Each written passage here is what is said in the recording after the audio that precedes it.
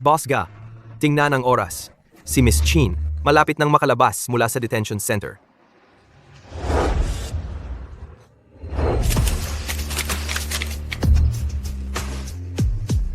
Lumabas na si Miss Qin. Miss Qin, ikatlong beses na po ito na nadakip kayo dahil sa pagmamaneho ng lasing. Tanong ko lang, may gusto po ba kayong sabihin sa publiko? Ang mga batas ay para sa mga ordinaryong tao. Ako ang panganay na anak ng pamilya Chin. Hindi ba? Miss Qin, Qin Fang Hao, ang tagapagmana ng isang trilyonaryong pamilya. Walang mas mayabang pa kaysa sa kanya. Bukas, ang balitang ito ay siguradong mag-trending. Ang damit na ito na aking dinisenyo, mabebenta na naman ng todo.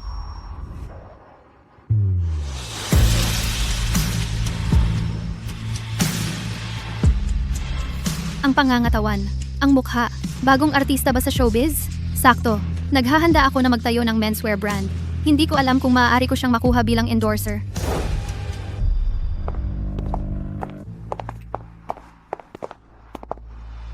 Nakakatuwa, kidnap sa gitna ng kalye? Hindi pa ako nakaranas makidnap. Si Lola Chin ang nag-utos sa akin na sunduin ka. Ah, tao pala ni Lola. Nakakainip.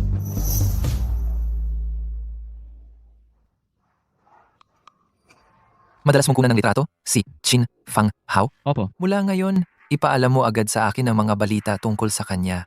Isang litrato, 10,000. sige, walang problema. Ito siguro ang handa para sa akin ni Lola?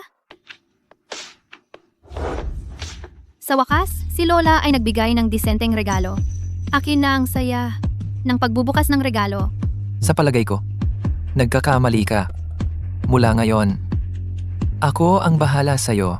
Nagpatawag ng tulong si Lola. Kung gusto mong manatili sa tabi ko, hindi yan ganoon kadali. Tingnan kita, mukha ka namang presentable. Malamang matagal mo nang naririnig ang reputasyon kong malandi. Ngayong araw, lulustayin kita ng husto. Gang, Qin, Gening, Qin, siya ba ang kasintahan mo? Gening, Qin. May tao sa labas. Huwag kang mag-alala, hindi tayo maririnig sa labas. At mas nakakaaliw pa nga yan, di ba? Madalas ko nang gawin yan sa kotse.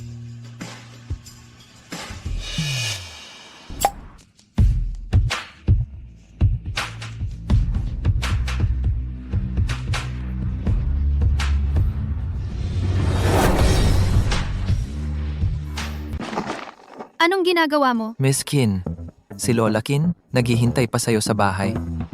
Nakakainip. Hoy, huwag kang umalis. huwag kang umalis. Hoy, Miss Qin. Hintayin mo kami. Magpahinga ka ng maaga. Buko ng umaga, susunduin kita. Alam ko na. Qin Fang Hao. Ang tagal nating hindi nagkita. So, hindi ba't sinabihan kitang magdala ng pera? Niloloko mo ba kami? Ang ingay.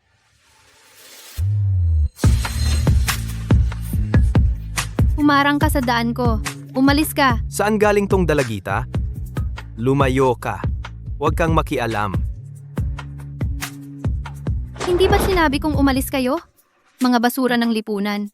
Umalis. Sa tuwing makikita ko kayo, palo kayo ng palo. Ang galing talaga niya. Naayos na ang eksena. Hindi basta-basta magsusulat ang media. Magbibigay din ng pabor ang nasa itaas. Dapat maayos ang pagkakalatag sa tunay kong pagkatao. Matagal nang may alitan ang pamilya Chin at pamilya Gu.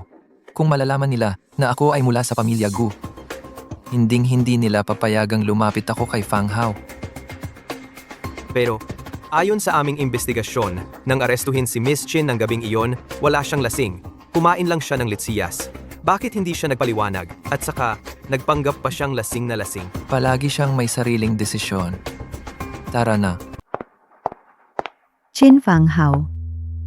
Kulungan. Parang pangalawang bahay mo na ito. Ang mukha ng aming pamilyang Qin. Halos naubos na ng iyong kahihiyan. Lola, gabing-gabi na. Hindi ka pa natutulog. Ang pagpupuyat ay hindi maganda para sa kalusugan. Qin Fang Hao, lumuhod ka. Ngayon, ako ang hahalili sa iyong mga magulang upang mabuting turuan ka. Lola, anong panahon na ito? Ito, basta-basta na lang nagpapa. Ang ugali ng pagluhod ay dapat baguhin. Hindi na kita kakausapin. Kailangan kong matulog para sa ganda. Kung hindi, hindi maganda ang itsura ko bukas sa kamera. Ikaw ay nagsasabi ng lente ng mga paparazzi? Lola, huwag kang magalit kay ate. Espesyal akong nagluto para sa iyo ng sabaw ginseng. Yo, matatag ang kamay mo. Kitang-kita na sanay ka. Paglilingkod ng tsaa at tubig. Pagluhod at pagyukod. Ninakaw ang ama. Anak ng katulong. Talagang iba. Ate, ito ay para kay Lola. Sino ang ate mo? Ako lang ang anak na babae ng nanay ko. Chinchueli. Ang nanay niya ay dating katulong namin. Ninakaw ang mga personal na gamit ni Papa. Nagbuntis sa kanya sa pamamagitan ng artipisyal na inseminasyon.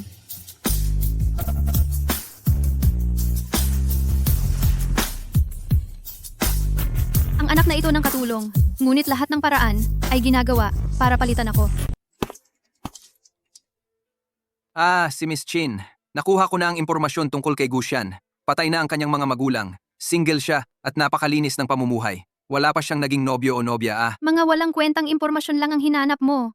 Huwag kang magalit, miss. May paraan ako para mapaalis siya. Bukas na lang natin pag-usapan ng detalyado. Malinis ang pamumuhay. Medyo interesante. Shange, bakit ka nandito? Nandito ako para kay Miss Chin. Para kay ate? Nagde-date ba kayo ni ate? Inatasan lang ako ni Lola Chin. Tulungan si Miss Chin na maging karapat-dapat na tagapagmana. Matandang bruha, kahit na napakasama ng reputasyon ni Chin Fang Hao, gusto mo pa rin siya ang magmana. Hindi ba ako kailanman makakapantay sa kanya? Ganun pala. Samahan na lang kita kay ate.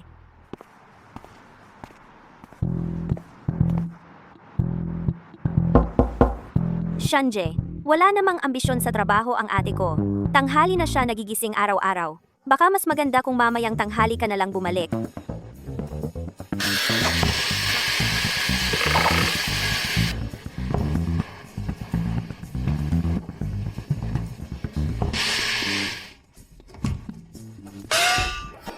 Sino yan? Anong gusali ang gumuho? Gusian, dinala mo pa ang batang to. Nandito ka ba para mamatay? Lumabas ka! Ngayon din! Lumabas ka! Pasensya na. Hindi ko magagawa yon. Alas 7 na ng umaga. Kailangan nasa opisina tayo bago mag-alas 8. Isipin mo ang traffic sa rush hour. Aabutin tayo ng 30 minuto. Kaya 25 minuto na lang ang natitira para maligo ka at mag-ayos.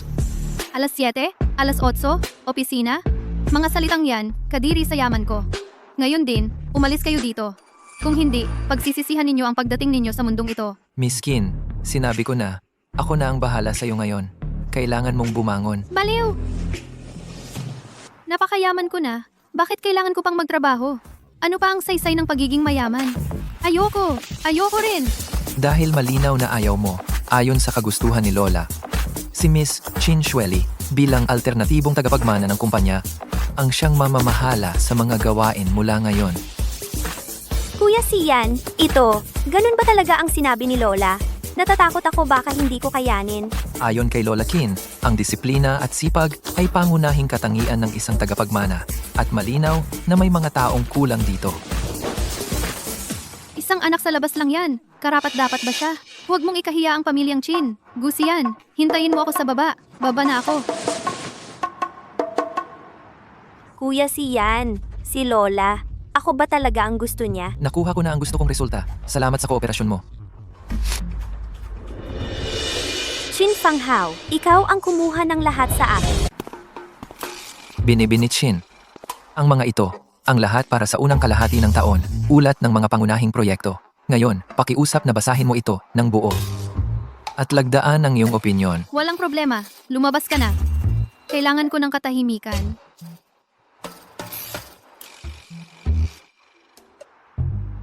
Aba, nandito pala ang binibini. Parang himala. Totoo kaya ang mga chismis? Magiging tagapagmana na ang binibini. Maaari. Gusto akong kontrolin. Mayroon akong libu-libong paraan. Matulog hanggang magising ng natural.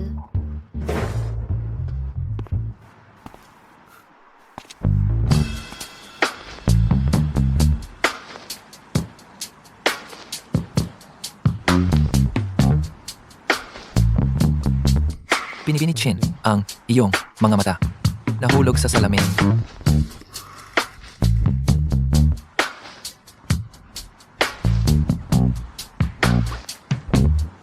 Hindi ba sobrang antok lang ako?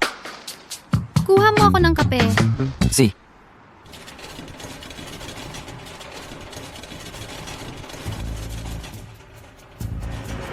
kakaiba. Sa oras na ito, paano may tagalinis na lumitaw dito?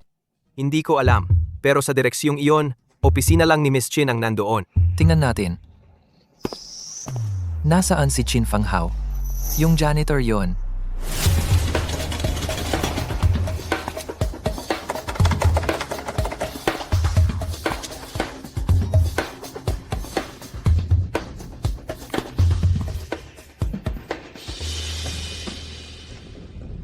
Boss Gu, gusto mo bang pigilan ko si Miss Chin? Hindi na kailangan. Nakita ko na ang mga dokumento ng kumpanya. Sa ibabaw, parang pabaya siya. Pero sa totoo lang, naayos niya ang mga dapat asikasuhin. Lahat. Mukhang may kumakalat ng chismis tungkol sa kanya.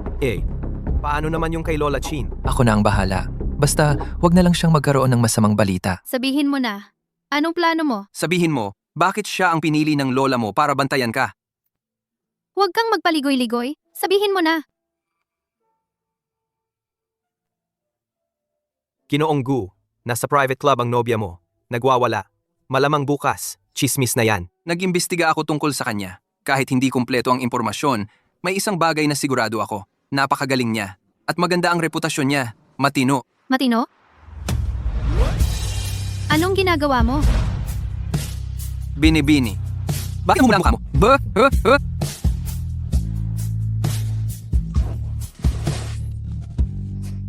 Hindi. Ang ibig kong sabihin, may paraan para sirain ang reputasyon niya. Sa ganito, tiyak na hindi siya kukunin ng lola mo. Ano ang dapat nating gawin? Kailan pa siya dumating? Nakarinig siya ng magkano? Gushan, bakit ka nandito? 'Di ba? Naglagay ka ng tracker sa akin, 'di ba?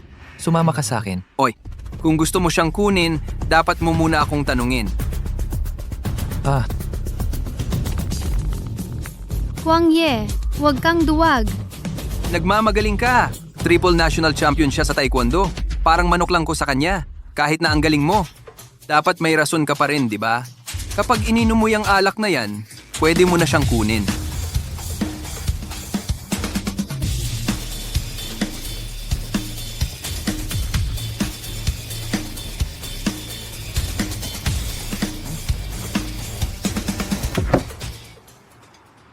ngayon, sumama ka na sa akin.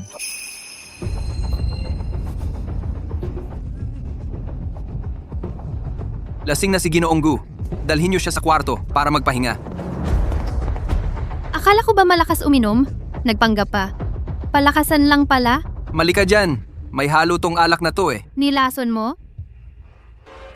Labag yan sa batas. Hindi ah. Droga yon. Yun nga yung droga. Nagpadala na ako ng 3 na profesional na manlalaro sa kwarto niya. Naiwan kong nakabukas ng bahagya ang pinto. Nakasetup na ang mga reporter para mag-ambush interview. Pagkatapos, ang balitang nakipagtalik siya sa 3 babae ay aabot na sa lola mo. Nasaan siya? Kapag nalaman ng lola mo na malandi siya, magtitiwala pa kaya yun sa kanya? Ay, walang anuman. Tulad ko na napakatalino. Tinatanong kita, nasaan siya ngayon? Sa baba, kwarto 808.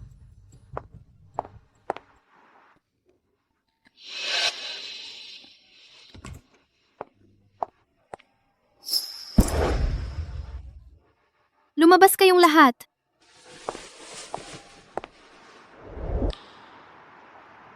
Nakakadiri.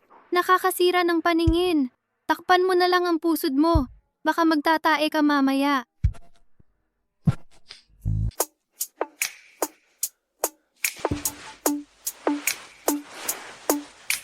Ang init. Kalmahan mo lang, Gush yan.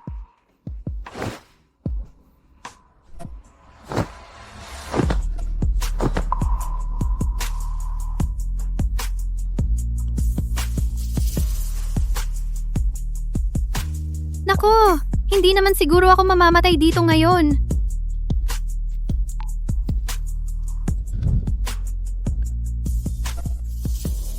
Lumabas ka. Isara mo ang pinto.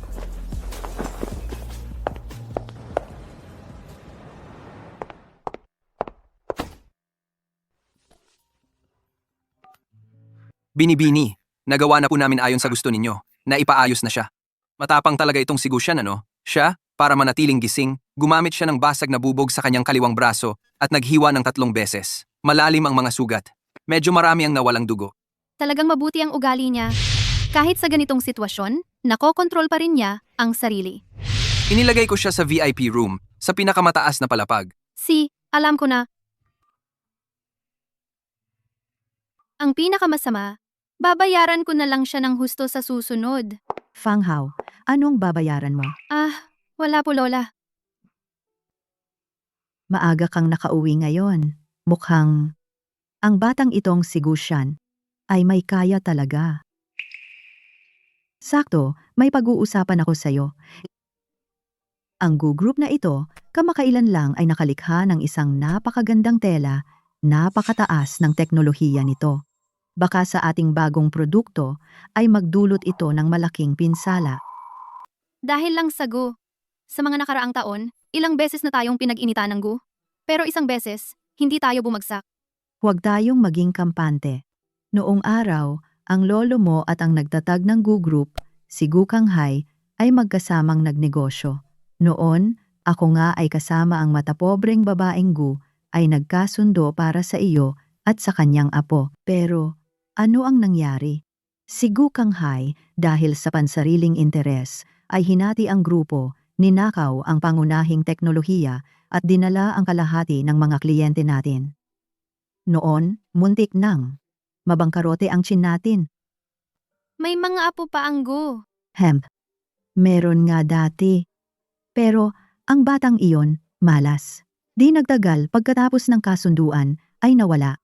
Hanggang ngayon, hindi alam ang kalagayan. Para sa akin, iyan ang karma ng Gu sa pagtataksil nila. Sige na lola, huwag mo nang ulit-ulitin ang mga lumang kwentong ito. Bukas, pupunta ako sa isang tindahan na pagmamay-ari ng Gu para magsiyasat. Siya. Ang mga damit na ito, gawa ba sa Uni Fabric? Opo, ang tela ng modelong ito ay imbensyon ng Young Master Gu. Young Master Gu? Oo. Dati, nawawala si Young Master Gu. Kakahanap lang sa kanya. Ang nobyo kong napagkasunduan, may konting kakayahan pala. Pero baka naman ninakaw lang niya ang teknolohiya. Kahit papaano, tradisyon ng pamilya Gu ang pagnanakaw.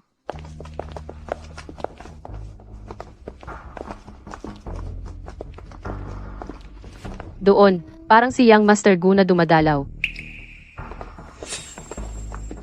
Ang likod na iyon, titingnan ko kung sino ba talaga ang Young Master Gu na ito. Boss Gu, sa direksyon ng alas 3, si Miss Chin.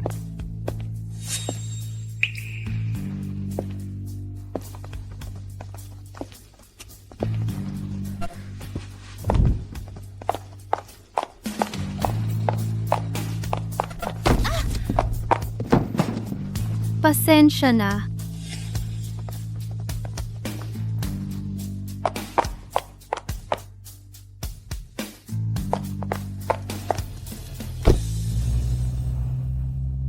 Yung likod na to, parang pamilyar. Ay, hindi ba't dapat nasa ospital siya? Puntahan mo sa ospital. Malalaman ko na.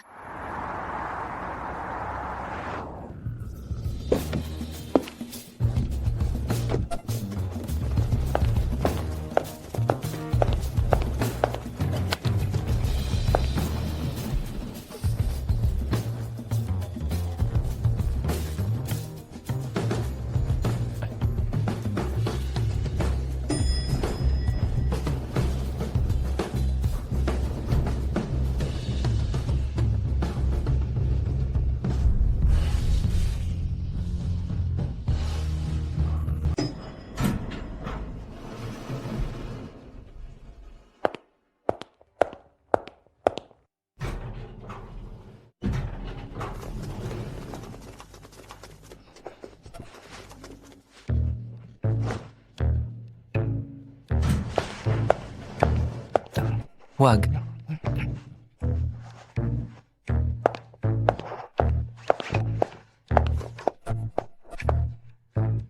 Tara na. Nasa ospital ka pala. Bakit ang lakas ng hingal mo? Ha? Ang hina ko na. Pwede ba akong magpahinga pa ng 2 araw bago bumalik sa trabaho? Hindi ako nagmamadali para pumasok ka. Ang aming Chin Group ay mas may puso kaysa Gu Group. May bayad pa ang sick leave. Kung ganoon, Gin, nag-aalala ka sa akin? Huwag kang mag-akala. Wala akong pakialam sa'yo. Nandito lang ako para tingnan kung buhay ka pa.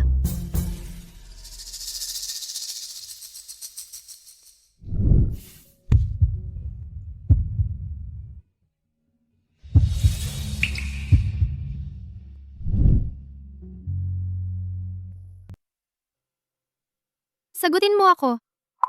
Nasa ospital ka talaga buong araw? Pakiramdam ko kasi may kakaiba. Ano pa ba?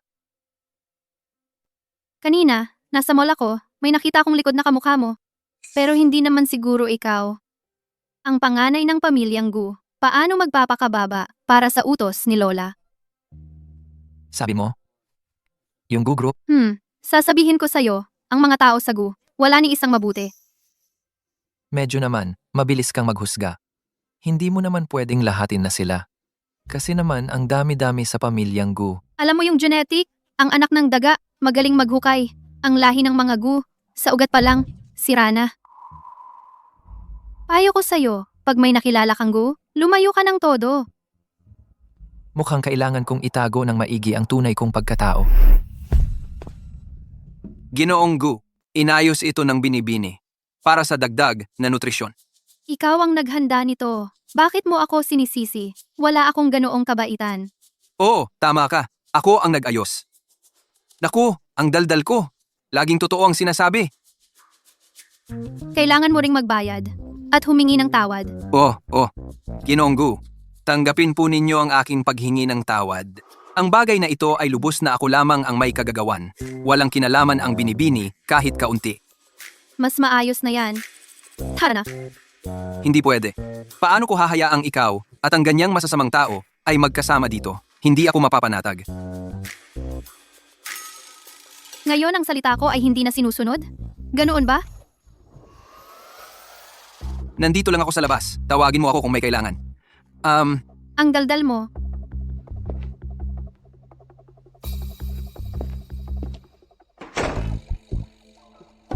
Ginoong Gu, tungkol sa bagay na ito, ako'y talagang nahihiya.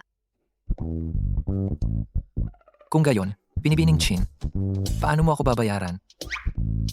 Huwag mong abusuhin ang aking pagsisisi sa'yo para humingi ng hindi makatwirang kahilingan. Ganito na lang, bibigyan muna kita ng 10 milyon bilang bayad pinsala. Ayaw ko ng ganoong klaseng bayad.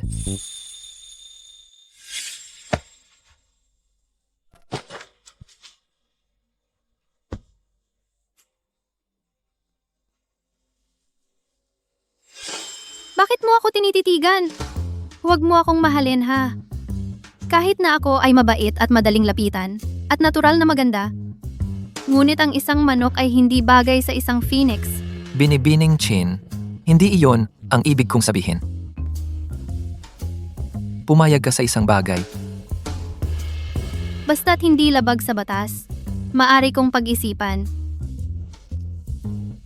Kung sakaling balang araw, ay malaman mong nilinlang kita.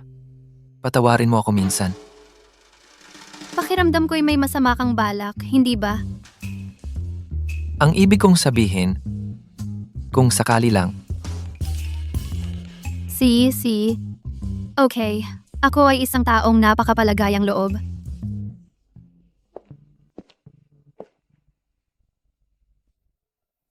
Sherry, may bagong pangyayari dito. Sinasabi mo ba? Gushan, pag sinabing dadalhin kanya sa opisina, Fang Hao, agad-agad na tumayo. Oo, kaya sa tingin ko pwede akong papasukin sa kumpanya para himukin ang ate ko. Alam mo naman palagi siyang nakikipagkumpetensya sa akin? Pero kung ikaw ang gagawing pampatalas kay Fang Hao, hindi ba masyadong hindi patas sa iyo? Kung magkakaroon ka ng inggit at poot, Imposible po, Lola. Para sa akin, ang pagpasok sa kumpanya ay isa ring pagkakataon para matuto. Bukod pa riyan, kailangan din ni ate ng tutulong sa kanya sa hinaharap. Magkadugo kami. Natural na mas mapagkakatiwalaan kaysa sa ibang tao. Tama. Ang sinabi mo.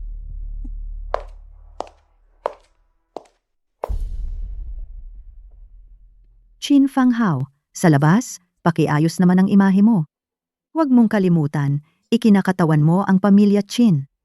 Lola, napakaingat ko na ngayon. Pumupunta na lang ako sa mga pribadong club. Hindi ko alam kung bakit. Lagi akong sinusundan nila. Lagi akong kinukunan. Ate, trabaho ng mga paparazzi yan. Siyempre, gagawa sila ng paraan. Pero, kung walang problema, hindi sila lalapit. Ay, tumahimik ka nga. Saan ba hindi dumadapo ang langaw? Lumilipad pa nga ang langaw sa mesa? Sasabihin mo bang kasalanan ng mesa? Ako, Loko. Hindi? Bakit ba lagi mong inaayawan ang kapatid mo, ha? Kapag wala na ako sa mundong ito, si Shweli ang magiging pinakamalapit sa iyo. Dapat kayong magkapatid ay magtulungan. Lola, naguguluhan ka na ba sa katandaan? Isang anak lang ako ni Mama. Saan ako kukuha ng kapatid? Sige, hindi na kita kakausapin. Ngayon, may sasabihin ako sa iyo, ha? Nagbasya ako. Napapasukin si Shweli sa kumpanya para mag-aral. Ano? Lola, batik siya sa pamilya Chin. Paano mo siya pinayagan na pumasok sa kumpanya? Sa tingin ko, ang pinakamalaking batik sa pamilya Chin ay ikaw. Ang pagpasok ni Shirley sa kumpanya ay desidido na. Sasabihin ko sa'yo, kung patuloy kang magpakatigas ang ulo, hindi ako mag-aatubili na ipamana kay Shirley ang lahat.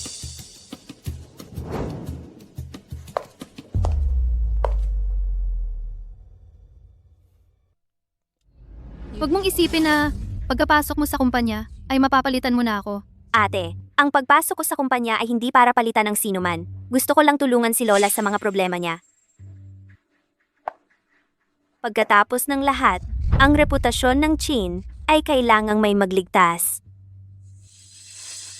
Ligtasin? Ikaw? Isang anak sa labas?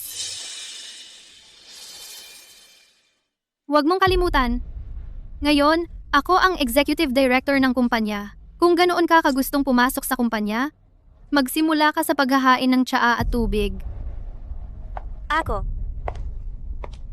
Chin Fang Hao, sawa na ako sa kahirapan. Sawa na rin ako sa hirap. Gusto kong marating ang posisyon mo at makita.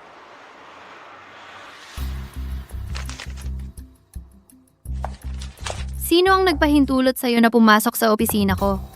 Si Lola ang nag-utos sa akin na maging assistant mo.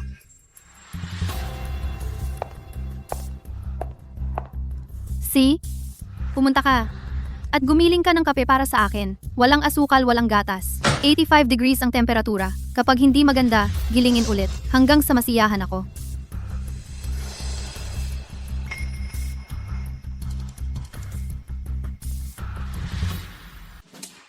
Kaya pala ayaw sa'yo ng lahat. Anong sinabi mo? Sabi ko, kaya pala ayaw sa'yo ng lahat. Baka ikaw talaga ay isang malas. Ang mga magulang mo, baka ikaw ang dahilan ng pagkamatay nila.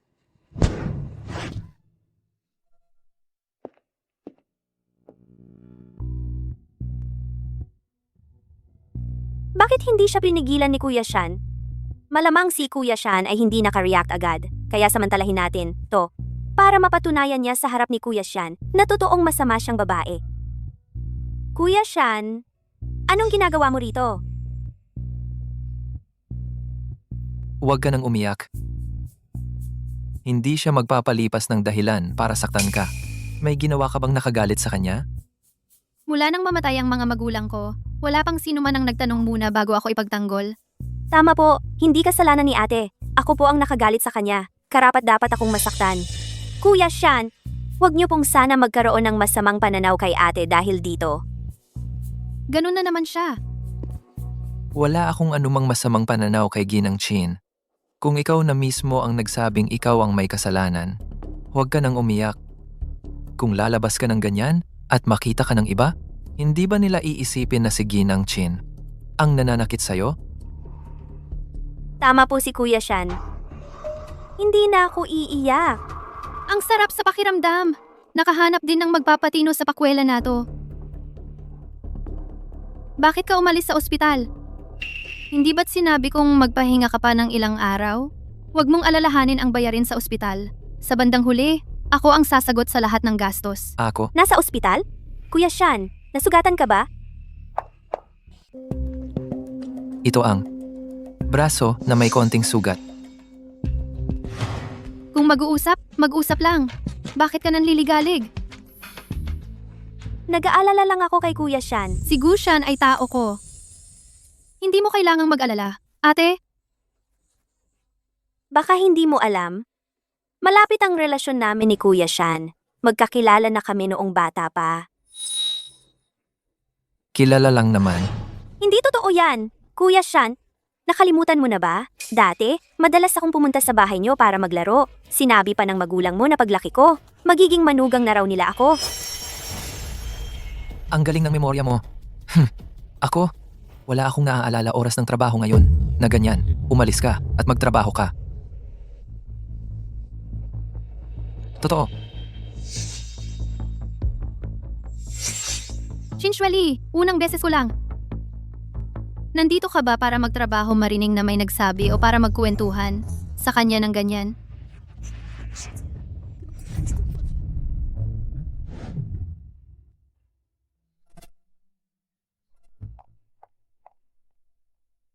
Oy? Hindi mo ba napapansing may problema itong si Chinchueli?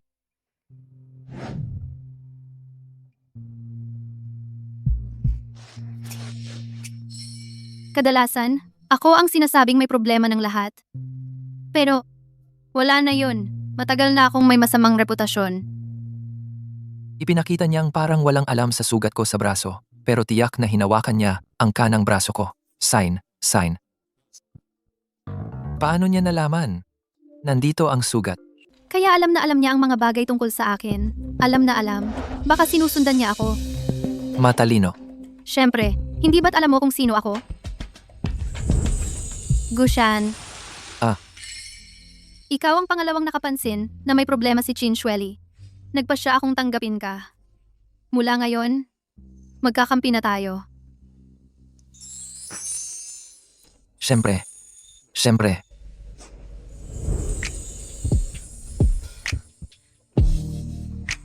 Sinabi mo na, ako ay iyong. Yung may meeting mamayang hapon? Maghanda ka na agad. Siya.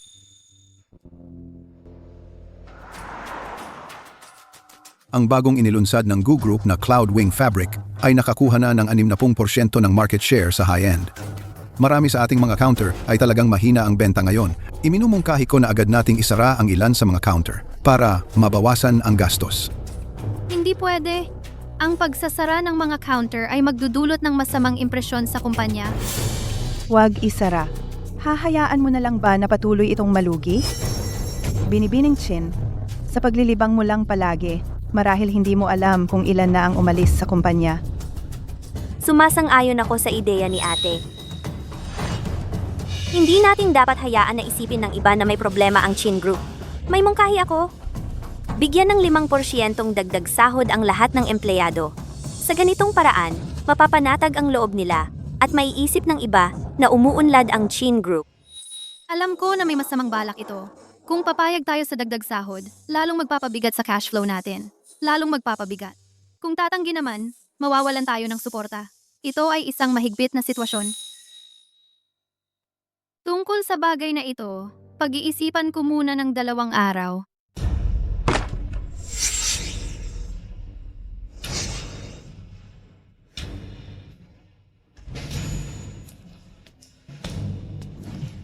Kwang Ye, sa dati nating lugar, samahan mo akong uminom.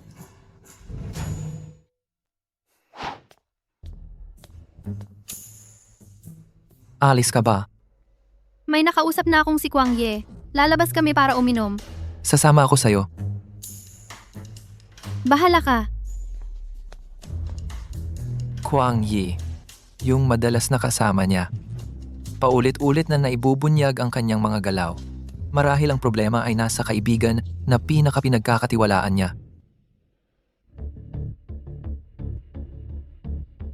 Ang Gu Corporation ay isang grupo ng mga mapagkunwari na mga banal na aso.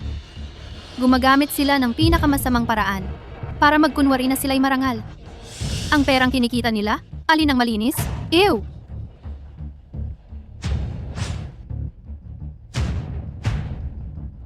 Ipinapahayag ko na ang Gu Corporation ang magiging panghabambuhay kong kaaway. Ninakawan nila ako ng merkado. Kinuha ang aking mga kliyente. Ikaw? Huwag kang makikipagtulungan sa Gu Corporation. Narinig mo ba? Siyempre naman. Susundin namin ang lahat ng gusto ni Miss Chin.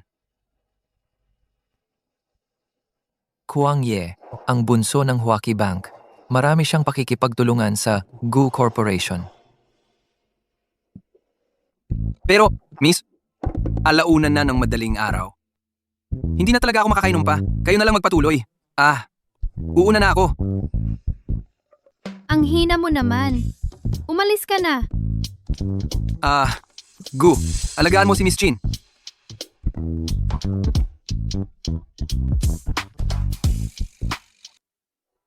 Shan, kaya mo ba yan? Ganun lang ang ininom mo? Tuloy lang. Ngayon, lulugmok talaga kita sa pag-inom. Tuloy. Tagay.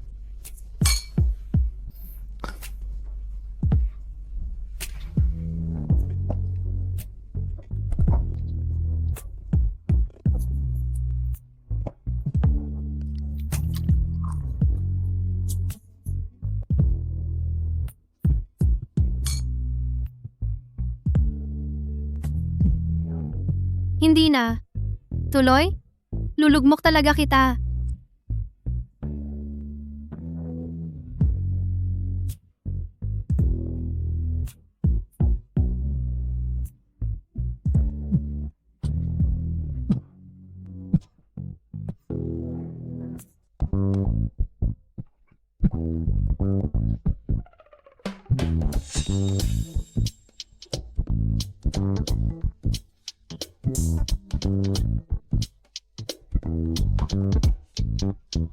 Sa wakas, nakuha rin kita, di ba?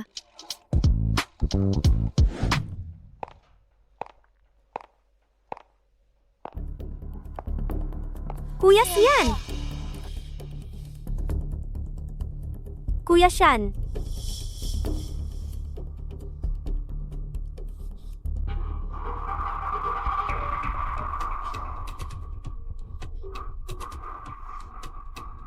Fang Hao. Sa wakas, narating na rin kita.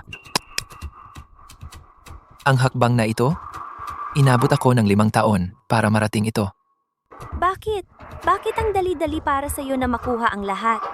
Kahit ang tanging taong nagustuhan ko, ikaw pa rin ang gusto niya.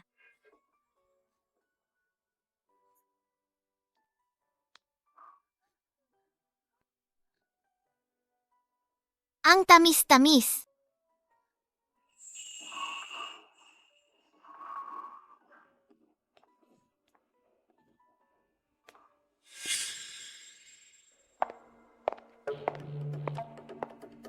King Shueli, anong ginagawa mo rito?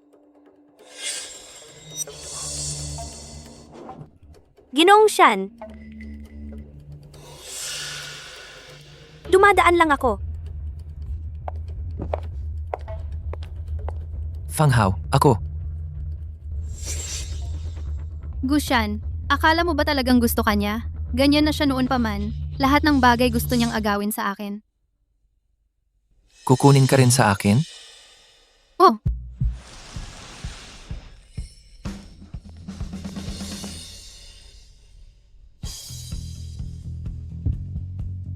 Sa isip mo ba? Hindi ba? Matagal ka nang itinuring na akin? huwag kang magmalaki. Hindi ba't mas malapit ka kay Chinchueli? Hindi ba't malapit na kayo mula pagkabata? Ako? Hindi ba't gusto mong maging manugang nila? Ang naaalala ko sa kanya, noong bata pa lang siya, Pagkatapos siyang paluin ng nanay niya, tapos nakatayo siya sa pintuan bilang parusa. Tuloy-tuloy siyang umiyak ng umiyak at ang ingay ay naririnig sa buong eskinita. Naiirita na talaga ako, kaya binigyan ko siya ng tsokolate para tumahimik. Kaya, hindi mo gusto si Chinchueli? May gusto ka bang iba?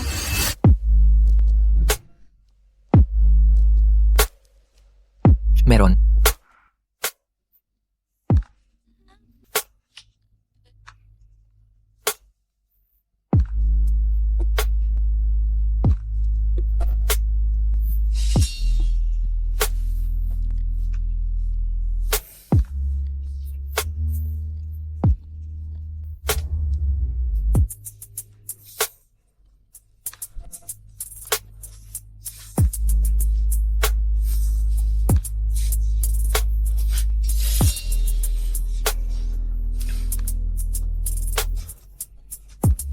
Ngayon, iniisip mo pa bang malalim ang relasyon natin?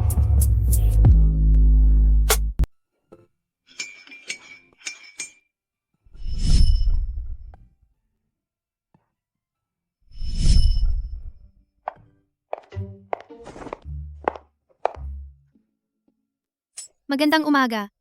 Magandang umaga.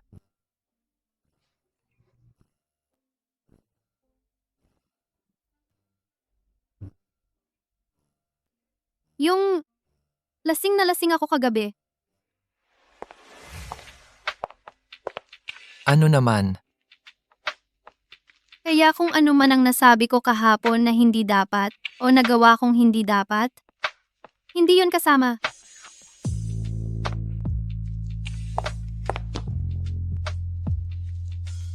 Halimbawa? Halimbawa, yung mga nangyari kagabi, wala akong maalala. Ikaw? Kuya Sean! Ate. Kuya Sean, uminom ka kagabi sa umaga, mainam na uminom ka ng lugaw para sa tiyan mo. Hindi na kailangan. Kumain na ako. Kuya Sean, ito yung recipe na itinuro sa akin ng nanay mo. Lugaw na may ube. Siguradong pareho ang lasa sa ginagawa ni tita.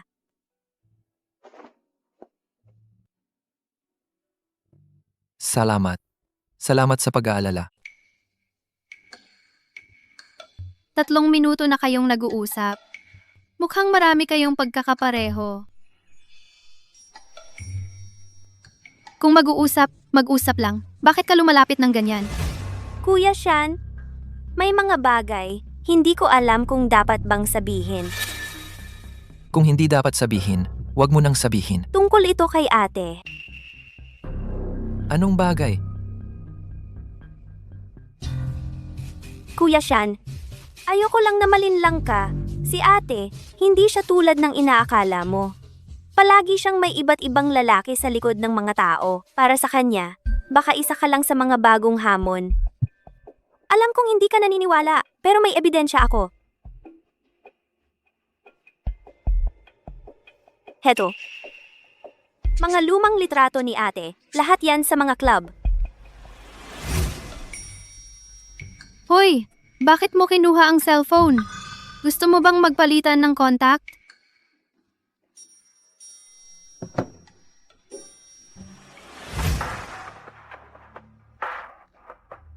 Para sa akin, mukhang photoshopped ang mga litratong ito. Para hindi kumalat at masira ang pangalan ni Binibining Chin, tinanggal ko na lahat. Para sa iyo. Ito. Ano? Hindi mo rin naman gusto na siraan ng ate mo, di ba? Siyempre naman. Ito, hindi mo pa rin pinaniniwalaan? Kailangan ko na lang patunayan? Ang mga chismis tungkol sa kanyang kalaswaan.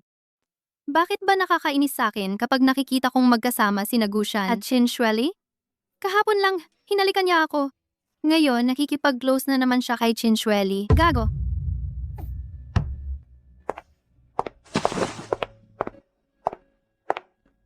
Saan ka pupunta? Ang galaw-galaw ko, kailangan pang i-report sa'yo? Kahit lola ko, di ako mapagbilinan. Kakakapasok mo lang sa kumpanya. Ang lola mo ay umaasang magiging isang karapat-dapat na tagapagmana ka. Di pa ba ako karapat-dapat ngayon? Ano ba ang dapat maging isang karapat-dapat na tagapagmana? Magaling magkunwari, magalang, at mahinahon. Huwag mo akong pagsalitaan ng ganyang mga katagang pampressure. Kung di mo gusto, teasin mo.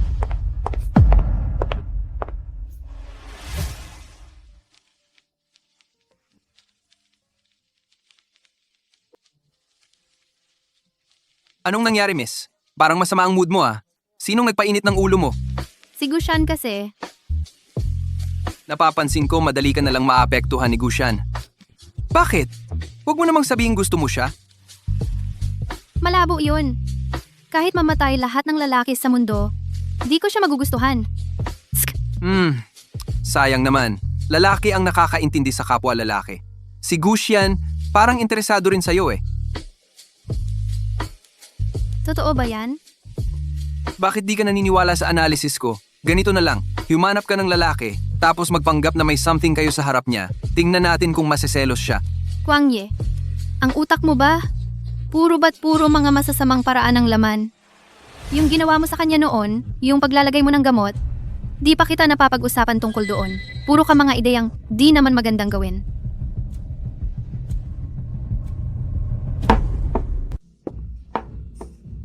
Ayoko nang makipag-usap sa'yo. Nakakainip ka. Hintayin mong matapos kong inumin itong baso ko. May hahanapin akong mas masayang gawin.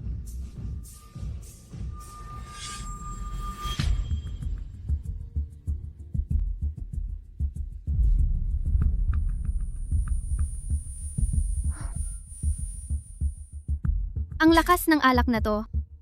Matindi pala. Lasing na yung binibini. Sasamahan ko siya sa lounge. Kuya Shan. Kuya Shan, may problema. Nakita ko si Ate Fang Hao kanina. Siya ay... Mayakap-yakap siya sa isang lalaki. Pumasok sila sa hotel. Kung makuhanan sila ng litrato ng mga paparazzi, magkakaroon ng masamang impluensya yan. Imposible. Ang nakikita ng mata ang totoo. Pumunta ka roon at malalaman mo. Si Fang Hao ay hindi malandi. Baka nilagay siya sa alanganin? Dalhin mo ko roon. Binibining Chin. Paumanhin po, trabaho lang po ito. Huwag po ninyo akong sisihin. Huhuberin ko lang po ang inyong damit. Sinisiguro ko po, hindi ako titingin. Naku! Sa ganitong kaliwanag ng araw, hindi ko inaasahang ganito kasarap ang laro ni ate. Parang sinadya, talagang hindi isara ang pinto para may makakita.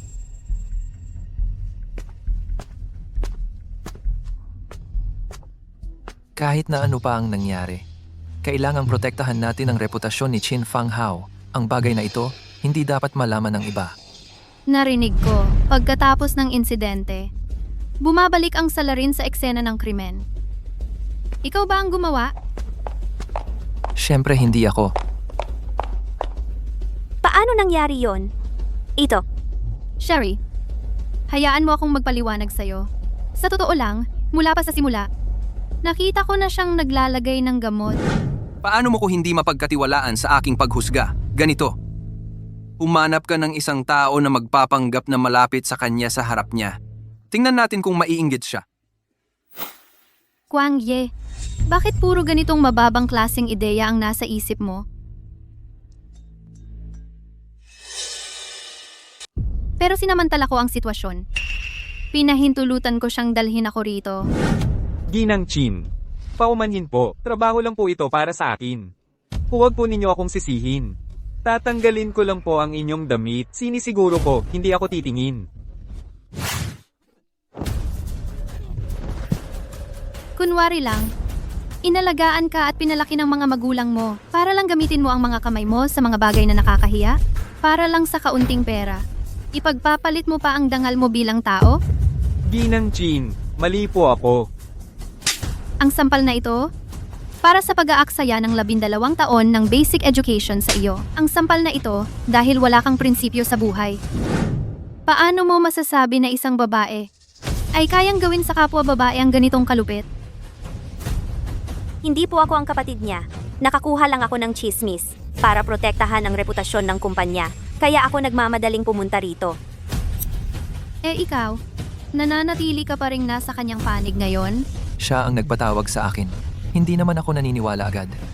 Pero tiyak na tiyak siya. Naalala ko ang nangyari noon. Baka nadroga ka rin, kaya nag-alala ako. Kaya nagmadali akong pumunta. Ayaw aminin ng lahat. Buti na lang may testigo ako. Sabihin mo kung sino ang nag-utos sa iyong pumunta rito. Ako mismo ang nagpadala sa ganda. Sinabi mo nga, trabaho mo lang din naman yon. Gusto mo pa bang masaktan? Ay nako, Binibini Chin. Patayin mo na ako. Parang away ng mga Diyos. Kaming mga hamak ang nadadamay. Kung ganoon, sa kulungan ka na lang manatili. Walang umamin. Si Kwang Ye na lang ang natitira. Kasi nang dalhin ako, wala siyang sinabi. Kung ganoon, puntahan natin siya. Anong nangyari?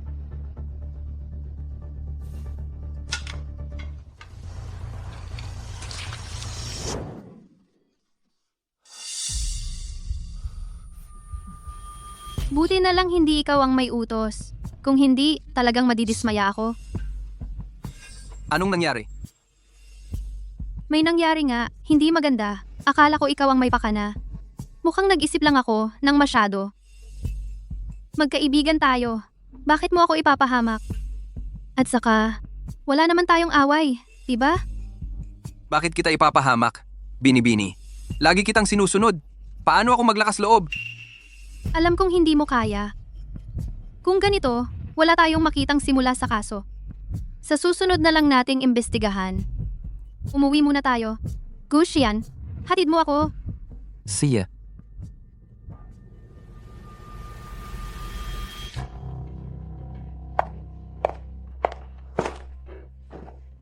Tapos na ba talaga ang usaping ito? Ano pa ba? Palaging tanga naman si Chin Fang Hao. Xue Li. Kung pera ang gusto mo, makipagrelasyon ka sa akin. Mabibigyan kita. Bakit mo kailangang makipagkumpetensya kay Chin Fang Hao? Hindi lang pera ang gusto ko. Gaganti rin ako para sa nanay ko. At saka, ang mga lalaki ang pinaka hindi mapagkakatiwalaan. Talaga bang naniniwala ka na itong bagay na to? Wala itong kinalaman sa kanila. Paano pwedeng mangyari yon? Si Chin Xueli ang pinakamalamang. Posible rin si Kwang Ye, kasabwat nila.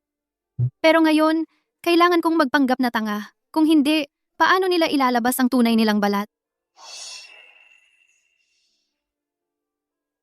Pero may isa pang posibilidad. Wala itong kinalaman kay Kwang Ye o Chin Xueli. Wala talagang kinalaman. Kundi yung may gusto sa'yo. Isipin mo. Ngayon, ang close na natin. Kung may nagkagusto sa'yo. Base sa nakikita ko sa mga short dramas, siguradong gusto niyang makita niya yung kahiyahiyang side ko para suklian ako. Sabihin mo, may nagkakagusto ba sa'yo? Wala. Hindi ka nagsasabi ng totoo. Ang gwapo-gwapo mo kasi. Paano walang may gusto sa'yo?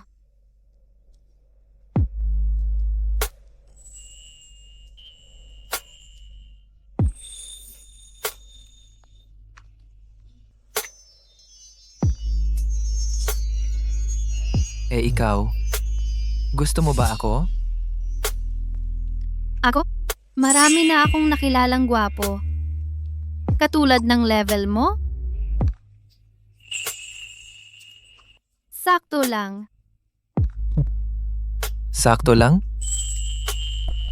Hoy! Umalis ka dyan! Hala, bilis na. Ngayong hapon, may importante akong meeting. Kung madelay ako, sasagutin mo ba? Bilis, magmaneho ka na. Sige, aalis na ako.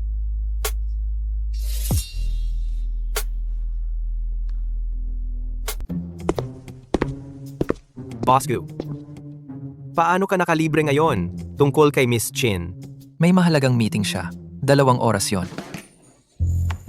Kamakailan, ikaw at si Miss Chin, mayroon bang malaking pag-unlad? Ayaw niyang makinig. lumapit ng kaunti. Parang isang pusa na nag-aangil. Itong si Miss Chin, paper tiger lang siya. Sa babaeng tulad niya, hindi ka pwedeng magpakatayo. Anong ibig sabihin? B. Kailangan nating gumamit ng espesyal na paraan. Halimbawa, pangaakit. Anong kalokohan yan? Boss Gu, seryoso ako. Tingnan mo. Ang katawan mo, ang aura mo. Iyan ang pinakamalakas na sandata. Ang suit, para yan sa iba. Kailangan mong ipakita sa kanya ang ibang panig mo. Halimbawa, sa araw-araw, hindi mo sinasadya, ipinapakita ang abs at pecs mo. O kaya, pwede kang magpalit ng outfit, yung malaki ang neckline. Medyo kita, medyo hindi. Kailangan malaman niya na ang lalaking tulad mo may laman. At hindi basta-basta ipinapakita sa iba.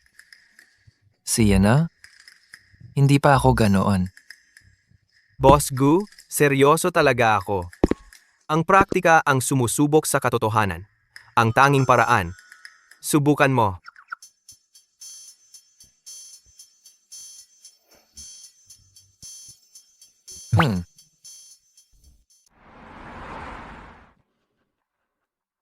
Tungkol sa hiling ninyong dagdag sahod noon, matagal ko nang pinag-iisipan. Sa nakaraan, hindi ko kayo pinabayaan kailanman. Ngayon, nahihirapan ang kumpanya. Ang hiling ko lang ay makipagtulungan kayo sa Chin. Kapag nalagpasan natin itong pagsubok, pangako ko, tataasan ko ang sahod ninyo. At para sa mga gustong umalis, umalis na kayo kung gusto ninyo. Ang kailangan ko lang, yung mga tapat sa Chin. Dahil sa matagal na pagiging mapang-api ninyo, takot silang magsalita. Kaya ngayon, ako ang magtatanong para sa kanila. Hindi ba't nangangako ka lang nang wala sa lugar?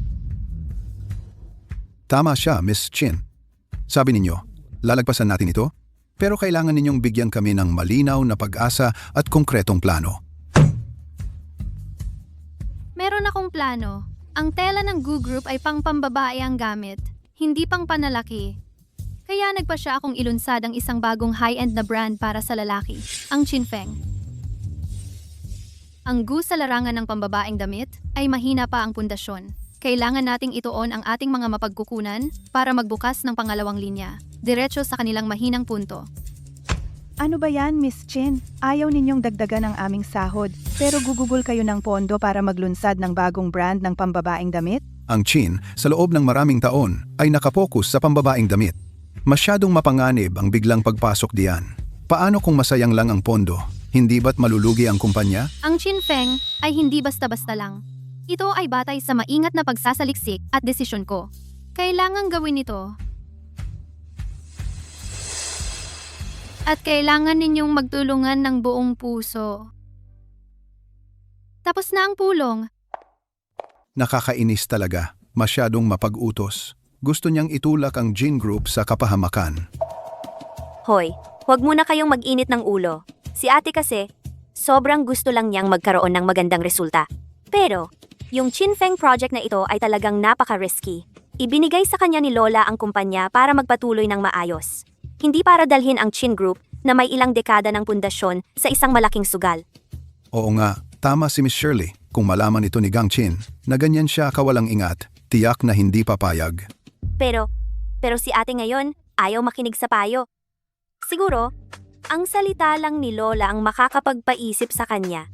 Hindi naman natin pwedeng panoorin lang na wasakin niya ang kumpanya. Tara, puntahan natin si Gang Chin. Tama, sabay-sabay tayong makiusap kay GNN. Chin, dapat pigilan itong kalokohang plano. Tara.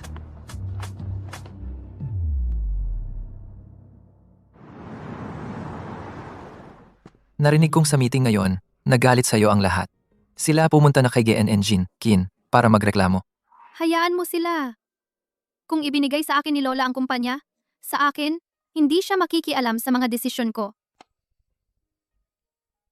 Anong ginuguhit mo? Ang seryoso mo?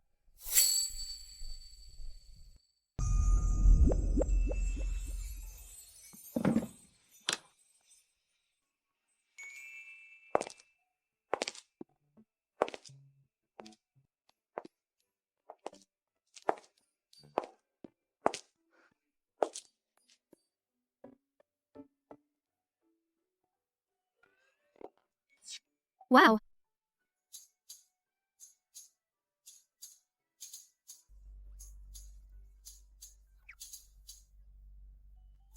Ang ganda ng linya ng iyong mga muscle. Ang ganda ng iyong katawan. Kung gusto mo, pwede kong araw-araw na. Ito ay parang ginawa ng Diyos. Isang obra maestra. Gushan, ang galing mo. Pwede mo bang humiga ka sa sofa ng sandali? Diyan ka lang humiga. Maging modelo ko ng sandali para sa aking sining. Ang aking Chin Feng series. Kailangan ko ng tulad mo, perpektong katawan, para maging inspirasyon.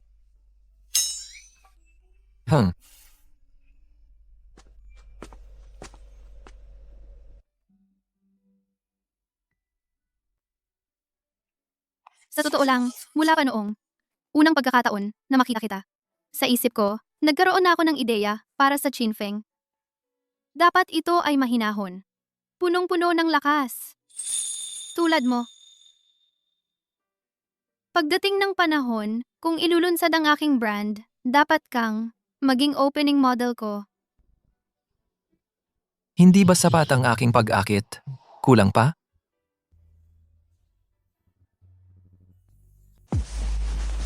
Ganito. Mas malinaw na ba ngayon?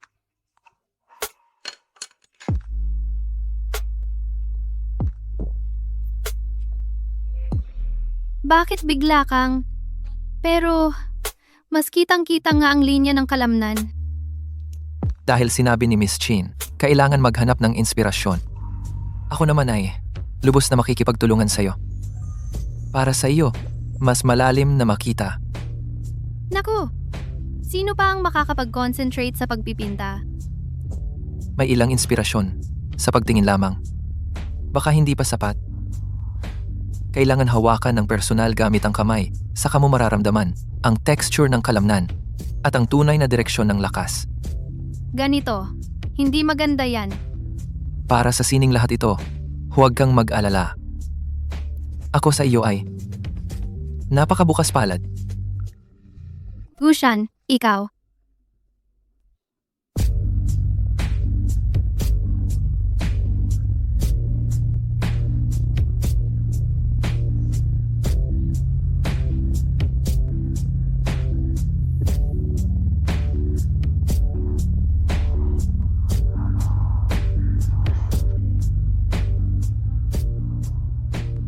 Kailangan talaga ng live model. Saka lang magkakaroon ng inspirasyon. Ilipat ang opisina para kay ate.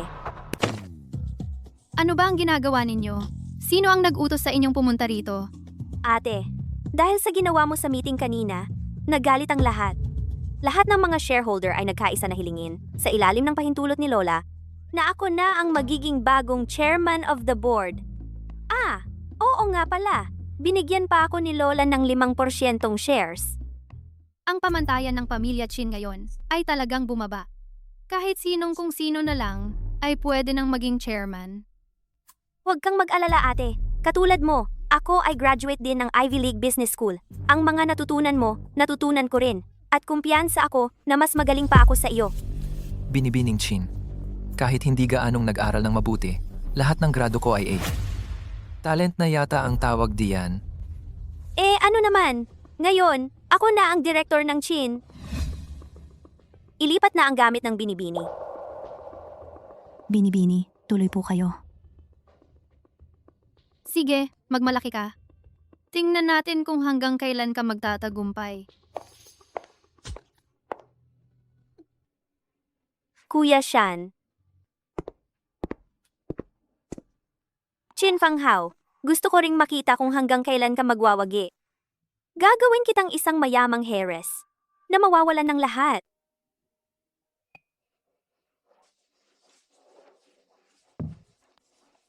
Lola Chin, ang galing mo talaga sa pagbabalanse ng kapangyarihan.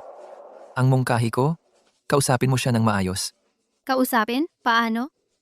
Sa paningin niya, si Chin Xueli lang ang mabait at masunuring apo. Kung ganoon talaga ang iniisip niya, ang mamamahala sa kumpanya, hindi ikaw. Ang kakayahan at talento mo, si Lola Chin. Alam na alam niya iyan. At saka, ang Chin Feng Clan talagang magagawa ang Sa pagkakaalam ko, ang Gu Group magtatanggal na ng men's clothing line. Ito ang tamang panahon para sa Chin Group na makapasok sa merkado at sapat ito para sa pagkakaiba-ibang pagbabago.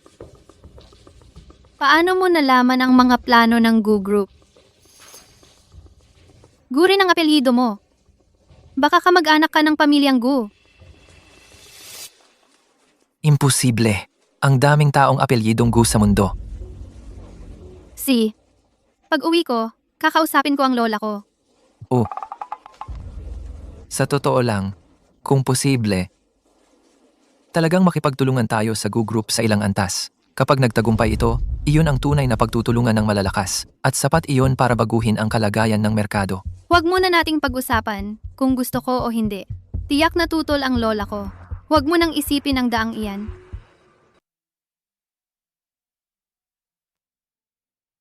Fang Hao, may ideya ka at determinado.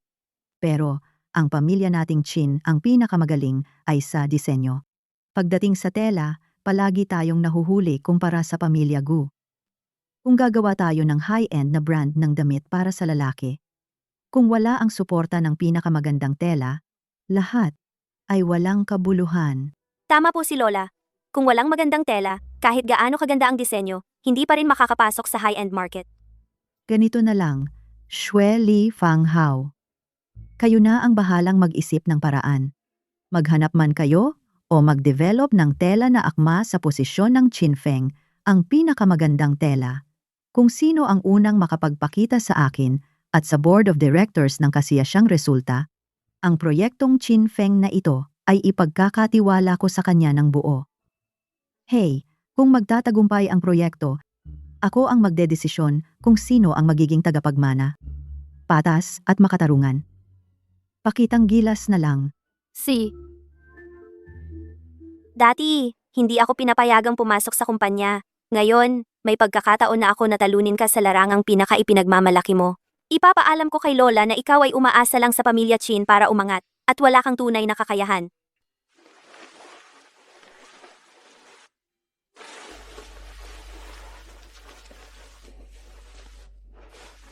Magkape tayo.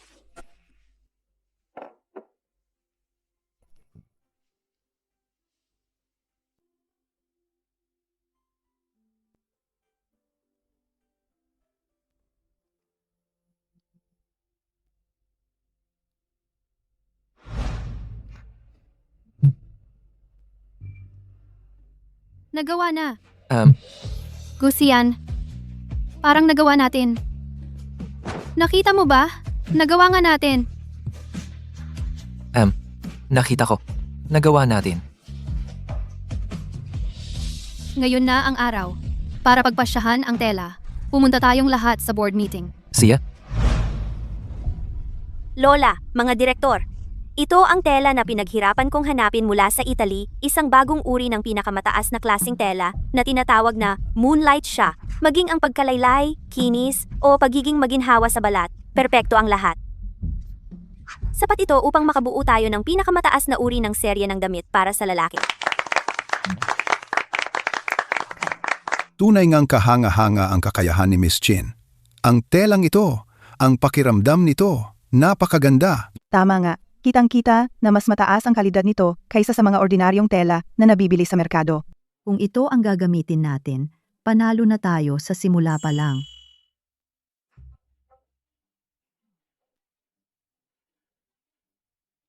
Kumusta naman sa iyo, Fang Hao? Lola, mga ginang at ginoo. Ito ay bagong tela na aming sariling dinisenyo at binuo. Ate, alam kong wala kang nakita, pero hindi mo naman kailangang kumuha lang ng basta-bastang magaspang na tela para pagtripan kami.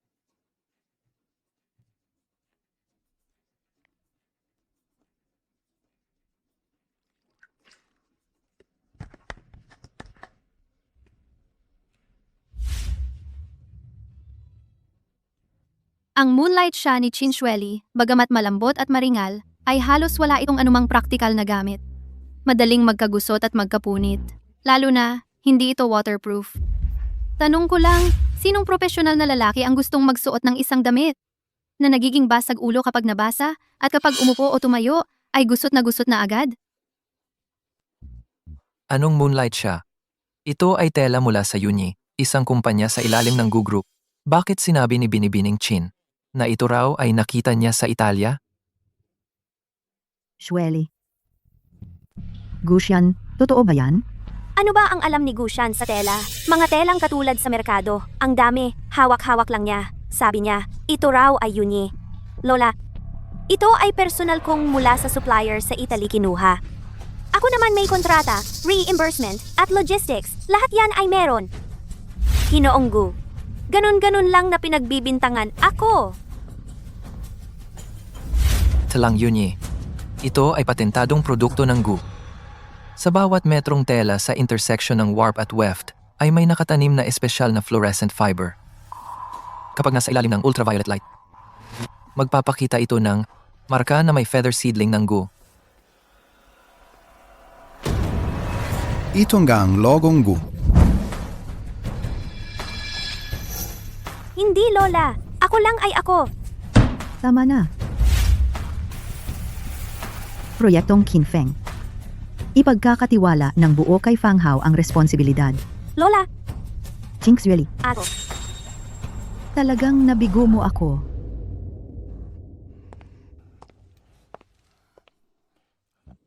Tito Lin, Tita Wang.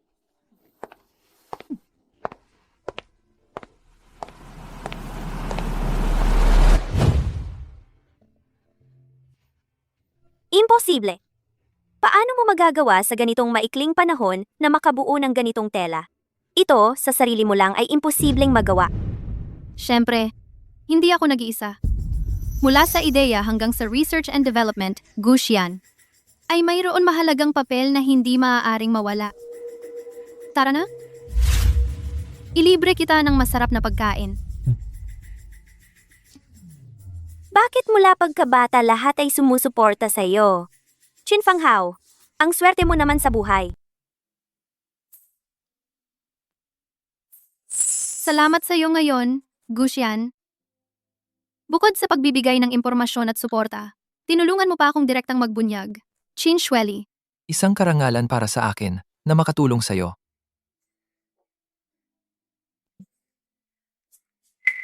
Gusian, ang galing mo talaga.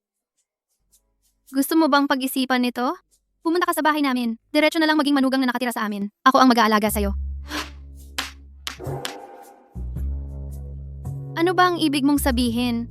Hindi ba't pareho ng patay ang mga magulang mo? Sumama ka sa pamilya namin. Nagrereklamo ka pa ba? Bakit ako? Sumama sa pamilya Chin? Dahil kaya kitang tulungan? Hindi naman ganoon. Sa tingin ko lang, mabuti kang tao. At saka, medyo presentable ka naman. May kakayahan. Maraming tao na medyo presentable. Bakit ako? Wala namang ganoong karaming bakit. Kung ganoon, hindi ako sang-ayon. Kung, hindi ba pwedeng dahil gusto kita? Alisin mo ang kung. Iyon ay dahil gusto kita.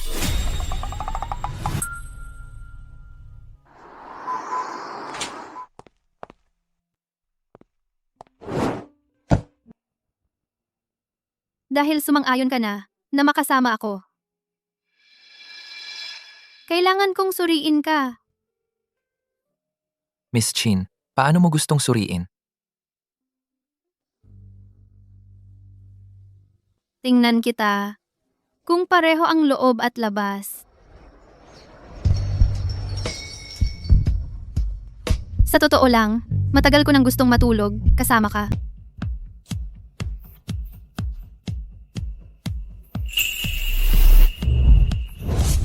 Kailan? Sa opisina ko, habang iginuguhit ko ang portrait mo. Nakahiga ka sa sofa.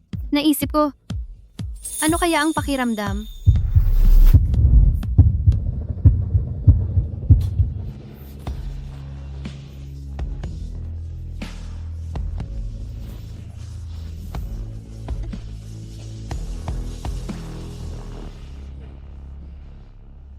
Sabi ng lahat, magkamukha kami ni Chin Fang Hao. Medyo magkamukha.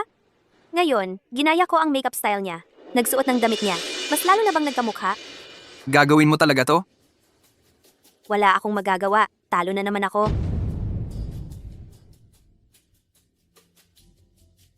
Ito ang reserbang susi ng sports car niya. Pero kung makikita siya sa kahit saang CCTV, mabubuking ang kasinungalingan mo. Natatakot na siya sa mga paparazzi, kaya umiiwas siya sa mga kamera ngayon. Bukod pa riyan, kasama niya ngayon si Gushan nag-enjoy. Paggising niya bukas ng umaga, sasalubungin siya ng bangungot.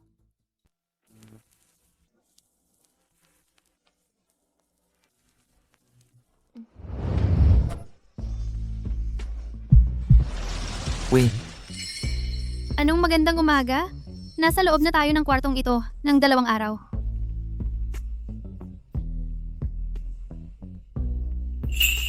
masakit ba? Okay lang.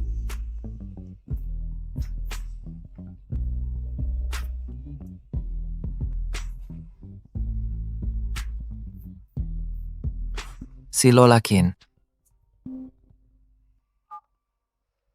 Gusian, sobrang disappointed ako sa'yo. Pinagkatiwalaan kitang bantayan si Fang Hao. Pero ang laki ng nagawa niyang problema. Problema? Mukhang hindi ka pa rin karapat-dapat sa trabaho mo. Kumalat na ang balita pero wala kang alam. At nasaan na ba ngayon si Fang Hao? Bakit hindi siya matawagan? Ah, Lola. Huwag muna kayong mag-alala. Sisiguraduhin kong maliwanagan ang lahat. Kakausapin ko si Fang Hao kaagad. Bakit hindi mo sinabi kay Lola na magkasama tayo? Base sa experience ko, kailangan kong tingnan muna kung malaki o maliit ang problema. Kung maliit lang, tatawagan ko lang siya. Kung malaki, hindi muna ako uuwi. Hintayin kong humupa ang galit niya bago ako umuwi. Walang awang binangga ng demonyong Chin ang mga tao sa daan. Hindi ininda ang mga nasugatang naghihingalo at mabilis na umalis sa eksena. Paano nangyari yon? Kumpletong record ng aksidente ni Chin Fang Hao nagusot ang harap ng kotse. Posibleng lasing sa pagmamaneho at iniwan ang sasakyan para tumakas. Kotse ko nga talaga yan? Sino pa ba ang makakagamit ng kotse mo? Si Kwang Ye. Binigyan ko siya ng isa reserbang susi para ipagalaw ang kotse ko. Sabihin mo nga, anak ng presidente ng Huagi Bank. Bakit siya papayag na maging tagapag-park ng kotse mo? Siyempre, dahil sa aking kahanga-hangang personalidad.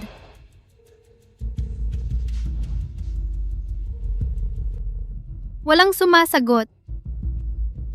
Pero base sa screen, babae talaga ang kita. Pero ako yan. Tingnan mo, kulot ang buhok. At itong damit, isa itong custom made. 3 lang sa buong mundo. Ako lang sa buong Huago ang may ganyan. Baka naman, ko mula sa parallel universe. Ang lumabas para gumawa ng malaking gulo. Ito talaga yung mga art student. Palagi kang nagpapalipad ng imahinasyon. Sa tingin ko, may gumagaya lang sa'yo. Tara na, kailangan nating alamin ang totoo. Hindi mo pa sinasabi. Kontento ka ba sa resulta ng inspeksyon? Tigilan mo yan, bilis.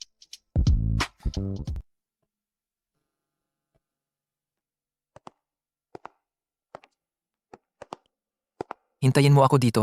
Kukunin ko ang kotse. Oh, Ginang Chin. sino kayo? Gusto nyo ng pirma ko? Ginang Chin. Pakisauli naman po tungkol sa hit and run kagabi. Sauli? Sino ka ba? Wala naman akong nabangga. Wala pang sinasabi ang mga investigador. Ikaw ba ang huhusga sa akin? Siya yon, nakabangga ng mamahaling kotse tapos tumakbo. Walang puso.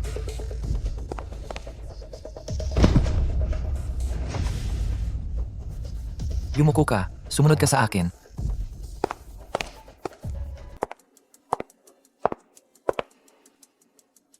Tuwing may nagagawa kang mali, nagtatago ka. Pero ngayon, may lakas ka na ng loob. Nakapagbalik ka pa. Lola, ang bagay na ito, hindi talaga ako ang gumawa.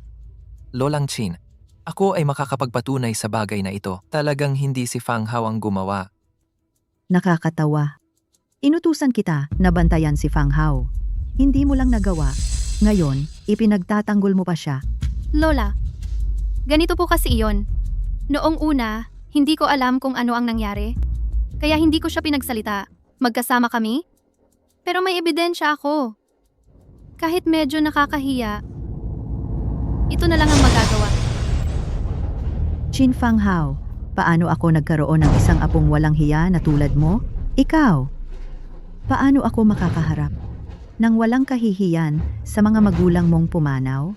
Lola, kung ganyan ang relasyon nila, hindi imposibleng si Jigu ay nagbibigay ng peking testimonya para sa kanya.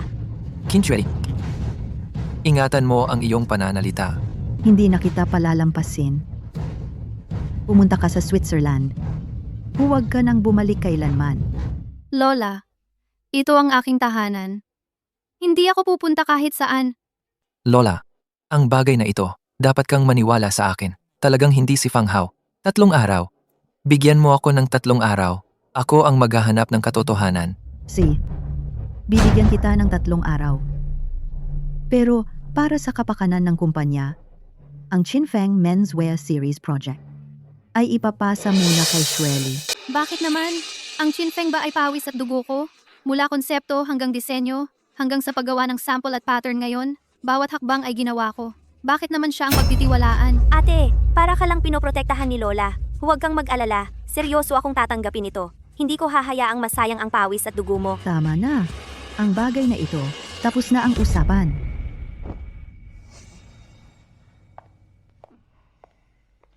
Pupuntahan ko agad si Kwang Ye. Hahanapin ko ang ebidensya, lilinawin ko ang katotohanan, at ibabalik ko ang iyong dangal. Kung gayon, bilisan mo, bilisan mo.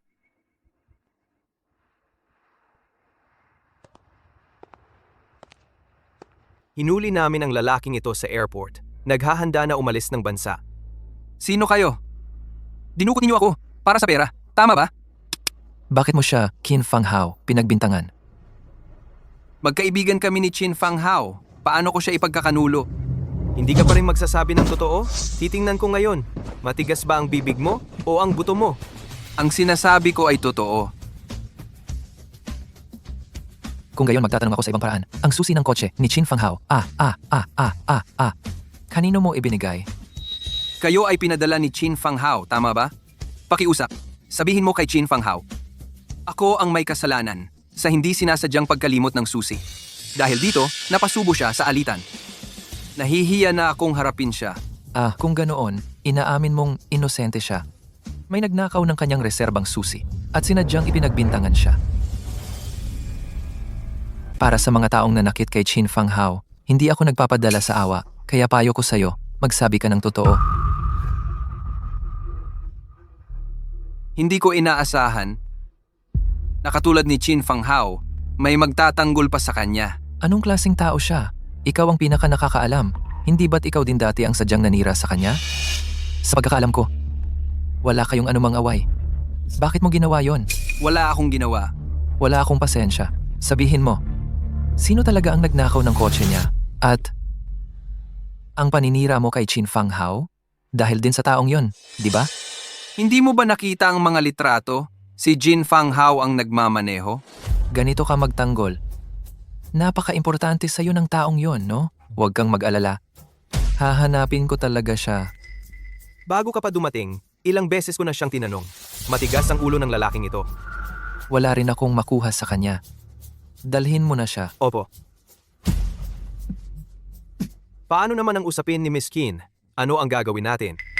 Kahit na si Fang Hao ay nakasagasa ng maraming tao, pero ang makapagsuot ng damit niya, magmaneho ng kotse niya, at may motibo para gawin ang lahat ng ito, maliban kay Chin Shweli, wala na akong maisip na iba. Pero wala tayong ebidensya. Ang nakunan sa CCTV, kahit sino ang tumingin, akalain na si Miss Chin. At saka, dati pa, dahil sa pagmamanehong lasing, na-detain na siya. Dati, sinadya niyang hindi maglinaw dahil alam niya na kapag lumabas siya sa harap ng detention center, lahat, pati media, magkukumpulan dahil sa chismis. Libreng promotion para sa kanya. Kumpara sa advertisement, mas gusto talaga ng mga tao ang usapin tungkol sa mayamang heres. Ganun pala. Kaya pala dati, tuwing nasa harap ng detention center, kapag nakikita siya, parang naglalakad sa red carpet. Ito si Miss Chin, hindi pala siya isang tanga. Pero, hindi alam ng publiko ang bagay na ito. Isama mo ang mga nakaraang pangyayari. Akalain ng lahat na si Miss Chin ang nagmaneho. Huwag kang mag-alala. May paraan ako. Hindi ako. Hindi ako. Hindi ako.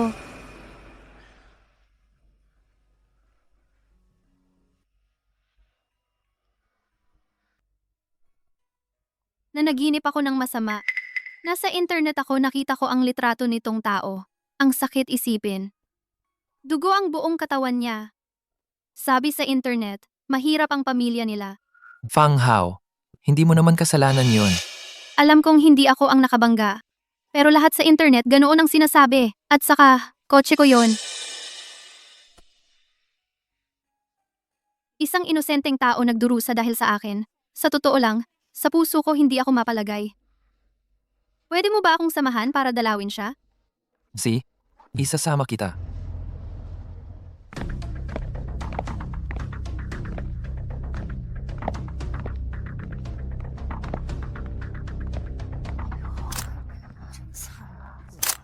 Makikita ninyong lahat si Ginang Chinchueli ay taos-pusong bumibisita sa matandang si Ginoong Wang na nasaktan sa aksidente at sa kanyang ate na nagtago pagkatapos mabangga kumpara kay Chin Fang Hao. Si Ginang Xueli, ang ipinapakitang pananagutan at kabaitan ay nakakapagpaiyak. Tio Wang, huwag po kayong mag-alala. Lahat ng gastusin sa paggamot, kasunod na rehabilitasyon, kami, ang pamilyang Chin, pananagutan namin ito hanggang sa huli. Ang aking ate, nagkamali lang siya sandali. Natakot. Ako, bilang kapatid niya, humihingi ako ng paumanhin para sa kanya. Sana, mabigyan ninyo siya ng pagkakataong magbago. Ano ba ang ibig niyang sabihin? Hindi ba't sinasabi niya sa iba? Ako ba ang salarin? Ayos lang. Ang galing niyang magpanggap ngayon kapag nahalata na ang katotohanan. Ganoon din ang sakit. Bukod pa rito, nalaman ko si Tio Wang ay isang matandang walang asawa't anak.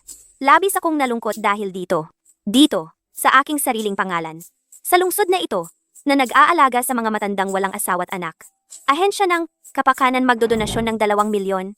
Sana ay makatulong pa sa marami. Tulad ni Tio Wang, mga nakatatanda na nangangailangan ng pagmamahal. Sa isang banda, demonyong hit and run. Sa kabilang banda, matapang na humaharap sa responsibilidad. Anghel na may malaking pagmamahal. Paano naman, pareho lang, anak ng pamilyang Chin. Bakit napakalaki ng pagkakaiba? Ate, bakit ka nandito? Nandito pa siya. Si Chin Fang Hao ba yan? Nagkaroon na ba siya ng konsensya? Binibining Chin Fang Hao, narito po ba kayo upang dalawin ang mga biktima? Bakit ngayon lang kayo nagpakita? Tungkol sa ginawa ng kapatid mong babae, na pag-ayos ng kalagayan mo, ano ang masasabi mo? Nagsisisi ka ba? Bakit po kagabi, matapos mabangga ang tao, tumakas kayo? Lasing po ba kayo? Tigilan niyo ang pagkuha ng litrato sa ate ko. Mabigat po ang nararamdaman ng ate ko ngayon. Hindi niya sinasadya yon. Ate, Nakakainis. Nakakairita ang mga nagpapanggap na cute. Nakita ng lahat, ang salarin na si Chin Fang Hao. Sa wakas ay nagpakita sa ospital. Ngunit wala pa ring pagbabago, walang pagsisisi, maging ang pagtulak ng marahas sa kanyang sariling kapatid. Tingnan nyo, mukha ng mayaman yan. Nagkasala, hindi naman ikukulong. May bodyguard pang kasama, lumabas pa para magpasikat. Nasaan ang batas? Kawawa naman ang matandang yun. Walang anak, walang asawa, nakahiga lang doon sa loob. Sapat na ba ang paghingi ng tawad? Nasaan ang hustisya? Dahil mahirap kami, karapat-dapat makaming mabangga ng sasakyan? Kailangang parusahan ng husto. Paano magiging patas sa lahat kung hindi? Totoo kaya ang sabi-sabi sa internet, ang batas ay para lang sa mga ordinaryong mamamayan. Hindi sa kanila, sa mga may espesyal na pribilehiyo. Paano nga ba ang totoong nangyari? Ang batas, ang bahala rito. Bago malaman ang katotohanan, lahat ng masasamang hinala, pang-aatake sa personalidad, pananatilihin ko, ang karapatang habulin ang pananagutan sa batas. Tara na.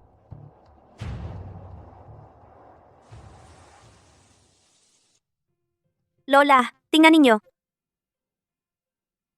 Ito ang ating kumpanya, ang financial report ng quarter na ito. Kita at performance. Malaki ang pagtaas ng pareho.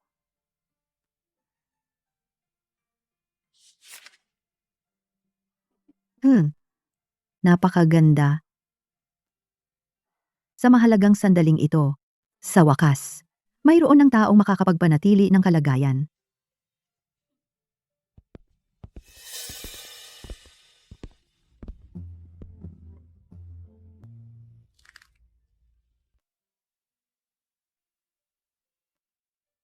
Lola, may seryosong bagay akong gustong pag-usapan sa inyo. Ano bang seryosong bagay ang meron ka? Balak ko na pakasalan si Sian. Masama ang pakiramdam ko nitong mga nakaraang araw. Gusto kong mag-honeymoon kami para makapag-relax. Tumino ka na. Pagkatapos ng kasal, magiging maayos ang buhay namin. Lola, huwag kayong mag-alala. Tiyak na magiging mabuti ako sa kanya. Gagawin ko siyang masaya. Mabuti na rin ang magpakasal. Kapag may pamilya ka na, magiging mas mature ka na. Masaya? Anong karapatan ni Chin Fang Hao para maging masaya? Lola, sa mga susunod na araw, pwedeng manatili muna si Sian dito sa bahay. Sa guest room lang. Masama kasi ang pakiramdam ko. Gusto ko siyang kasama. Ikaw na ang bahala.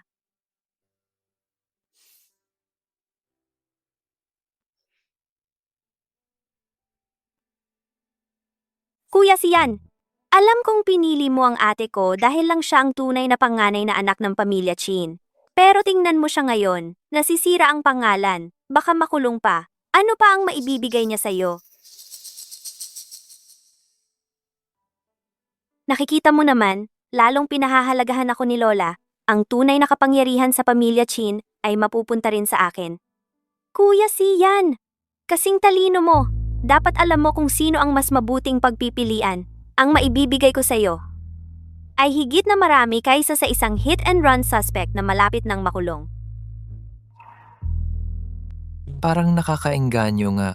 Kaya nga, payag ka na bang makipagrelasyon sa akin? Pwede namang pag-isipan.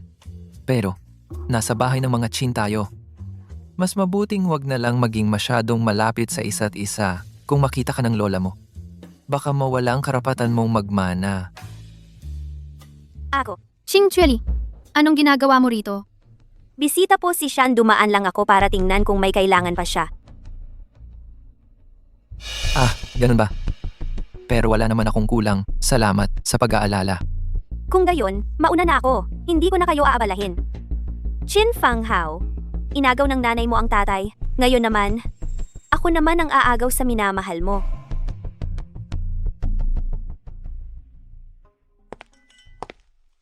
Ang Sviat. Hindi ko inaasahang makatagpo kayo rito.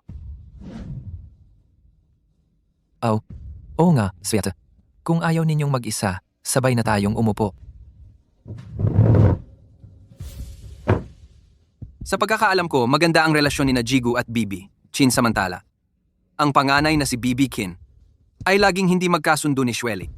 Hindi ka ba natatakot magalit siya kung makikipagkita ka ng pribado kay Xueli? Ang relasyon ko at ni Bibi, Chin, ay puro pakikipagtulungan lang. At si Xueli, ang tunay kong kasintahan. Mabuti na lang dahil nandito ka na. Sabay-sabay na tayong maging saksi. Saksi sa ano?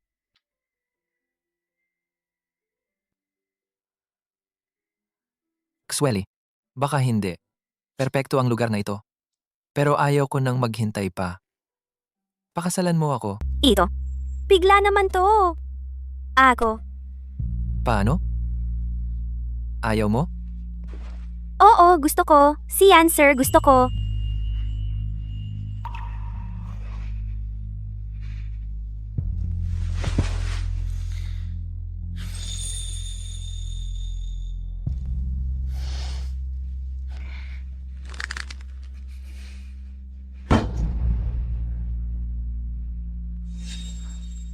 Pasensya na.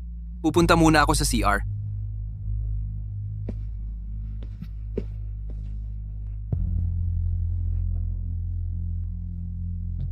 Hintayin mo ako sandali. Ililipat ko lang ang kotse. Hmm?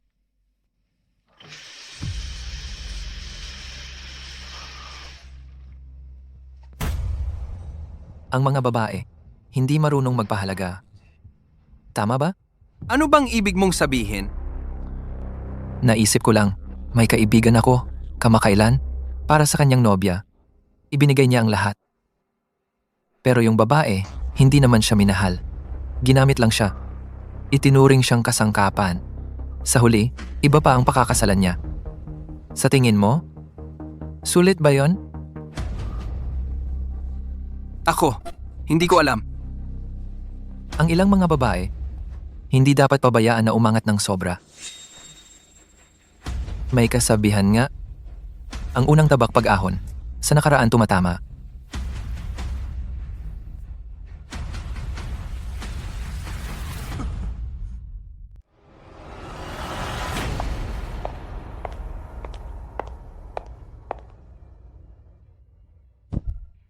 Sir, Sian, sarili kong bahay ito. Walang nakakaalam. Ligtas ito!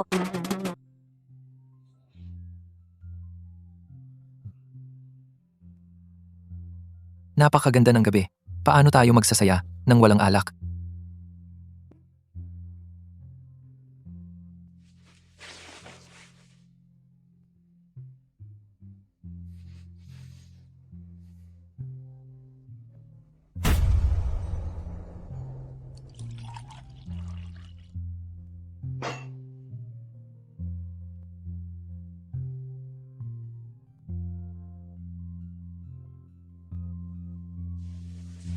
Para sa lahat ng makakamtan natin at sa hinaharap mo at Tagay. Para sa atin,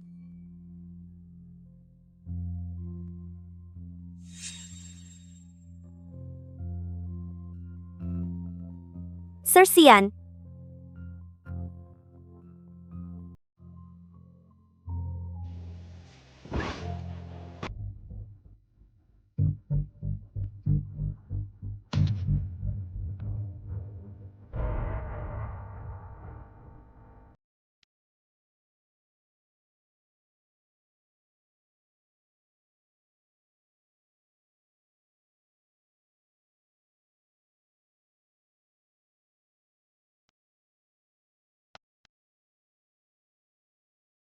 Huwag ka nang magpaliban. Bukas bago mag-12 ng gabi ang deadline, maghanda ka ng 100,000 pisong cash.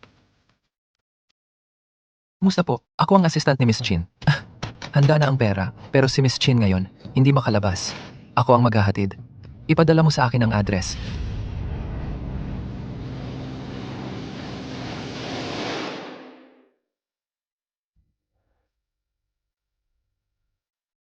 Nasaan ang pera? Walang pera. Pagkidnap at pananakot, solid ang ebidensya. Sapat ito para makulong ka ng ilang taon. Ah, oo nga pala. Ito rin ang gusto ni Miss Shweli. Pita. Yang put ngang inang Chinchweli na yan. Gusto niyang magtaksil. Pita. Noon, kung hindi niya ako inutusan na dayain ang sasakyan ng mag-asawang yon, makakapasok kaya siya sa pamilya Chin? Hindi niya ako pabubuhay. Isasama ko siya sa kamatayan. Hemp. Lumipas na ang napakaraming taon, patay na ang mga testigo. At saka, sa isang mekanikong may utang sa sugal, salita lang yan. Sa tingin mo, maniniwala sa'yo ang hukom o sa anak ng pamilya Chin?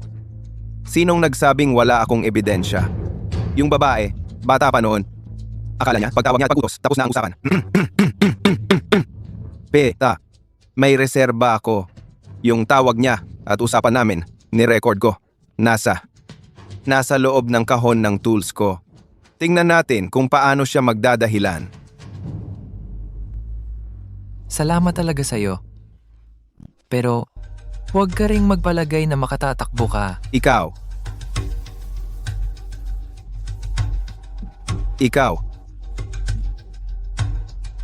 Ang mungkahi ko ay na si Binibining Kinsweli, ang gawing bagong chairman ng kumpanya.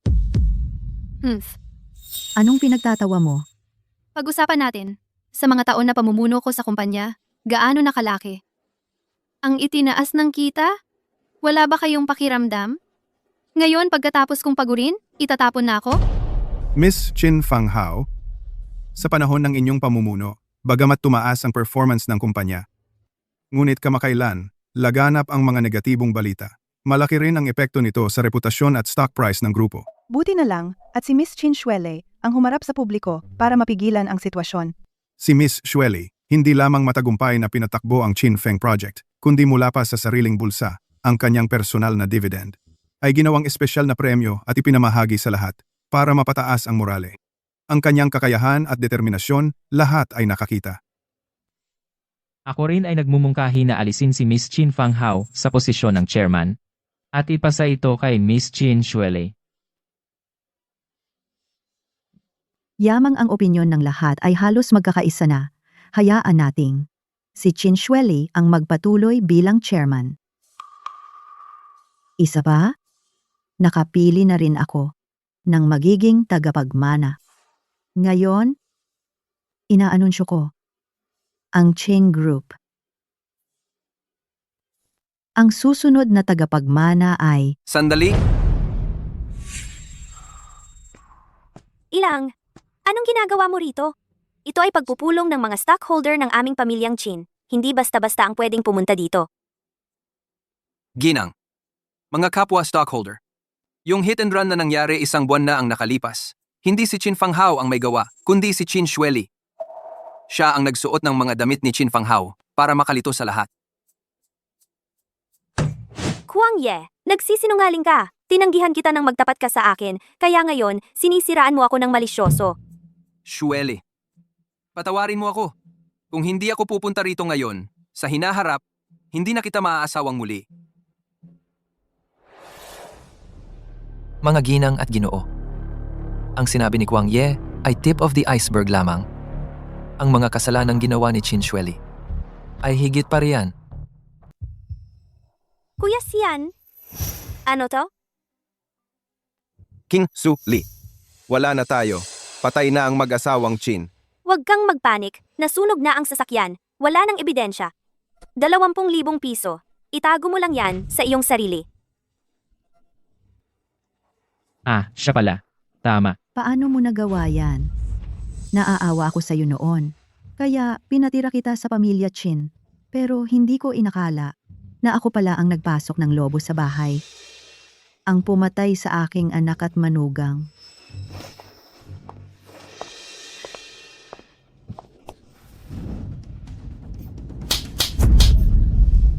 Qin Shueli, ikaw talaga.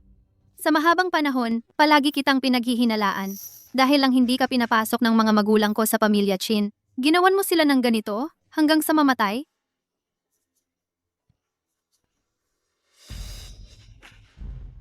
Bakit?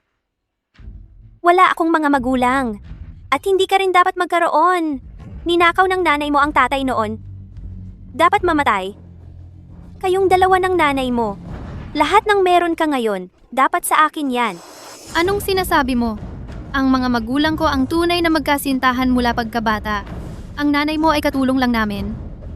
Gamit ang masamang paraan, ninakaw ang mga personal na gamit ng tatay. Nagpa-artificial insemination para magkaroon ka. Lahat ng galit mo ay nakabatay sa isang kasinungalingan. Hindi. Hindi. Imposible to. Imposible to. Miss Kinshueli, Mr. Kuang Ye, pinaghihinalaan kayong sabuatang nagplano at nagsagawa ng aksidente sa trapiko, hit and run, pagpeke ng ebidensya at paglahok sa isang pagpatay noon. Sumama kayo sa amin para magbigay ng impormasyon. Hindi dapat ganito. Hindi ito ang dapat mangyari. Gusian, huwag kang masyadong magpakumpiyansa. Naalala ko na. Yung boses noon, ikaw pala yon. Ang taong yon ay isang executive ng pamilya Gu, si Assistant Jiang. Magkaaway ang mga pamilyang Gu at Chin.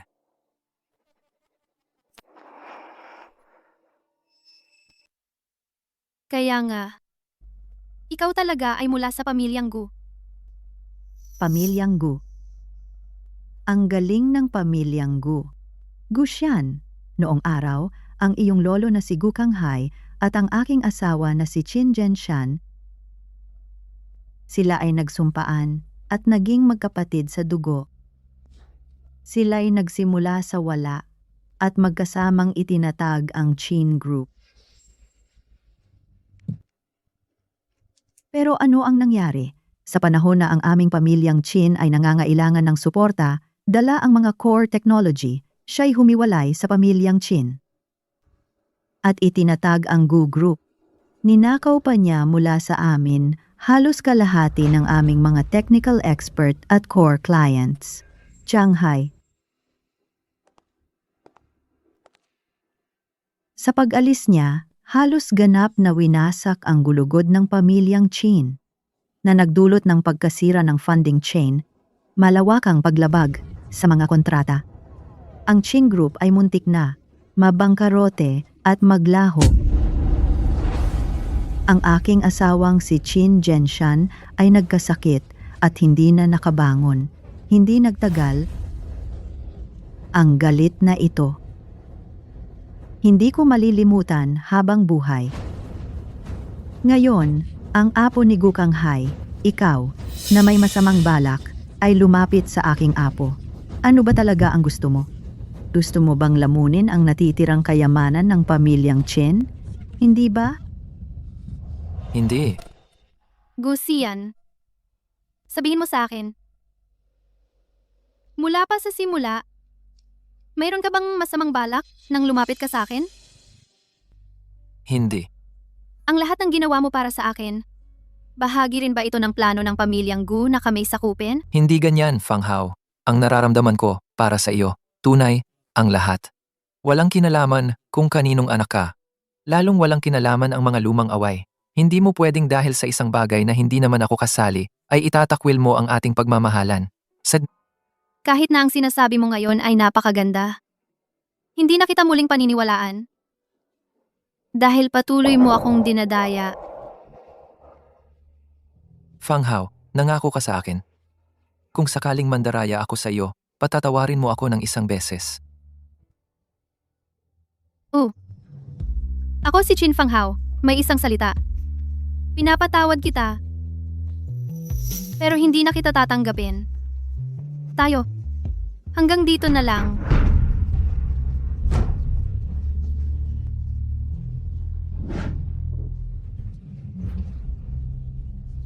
Fang Hao, Kahit pumayag si Fang Hao, hindi ako papayag. Mangyaring umalis ka na agad sa Chin Corporation mula ngayon at magpakailanman. Hindi mo lalapitan ang aking apo kahit kalahating hakbang. Lola, naiintindihan ko ang nararamdaman ninyo. Tinatanggap ko rin ang desisyon ni Fang Hao, pero tunay ang pagmamahal ko sa kanya. Upang maipakita ang aking katapatan, ako si Gushan, kusang loob na papasok sa pamilya Chin bilang manugang. Mula ngayon, ang mga anak natin ay magiging apelyidong Chin. Tatanggapin ang mana at negosyo ng pamilya Chin. Bukod dito, ibibigay ko ang aking personal na 15% ng shares sa Gu Corporation bilang dowry. Lahat ng ito ay ibibigay kay Fang Hao ng walang kondisyon. Ito ay hindi lamang tanda ng aking katapatan, kundi pati na rin ang isang bahagi ng kinabukasan ng Gu Corporation. Ay ibibigay sa pamilya Chin. Kamukha mo ang iyong lolo, parehong-pareho kayo. Laging maganda ang salita, pero hindi naman totoo. Umalis ka na ngayon din. Patutunayan ko sa inyo.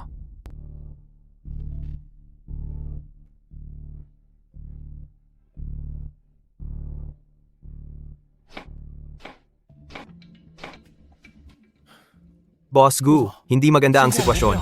Ang iskandalo at hit-and-run case ni Chin Shueli ay patuloy na lumalala. Naapektuhan na nito ang buong reputasyon ng Chin Group. Sa pagbukas ng merkado kanina, biglang bumagsak ang stocks ng Chin Group. Naabot na ang lower limit. At na-monitor namin na may hindi bababa sa 3 kapital na may komplikadong background ang nagtutulungan para samantalahin at bumili ng mababang halaga ng mga stocks ng Chin Group. Ang kanilang intensyon na mag-short sale ay halatang halata. Gamitin agad ang lahat ng available na pondo natin.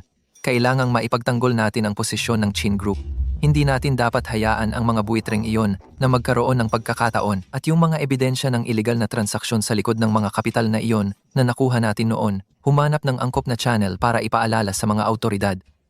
Pasca, kailangan nating gamitin ang napakalaking trumps card natin para dito. Paano kung yung matanda, referring to the senior patriarch? Gawin mo ang sinasabi ko. Fang Hao, ang pamilya Li at tayo ay matagal nang magkaibigan. Si Ji Li, kakagaling lang mula sa ibang bansa, at napakaguwapo. Bakit ako pakakasalan ng babaeng iyon mula sa pamilya Chin? Sira na ang pangalan niya.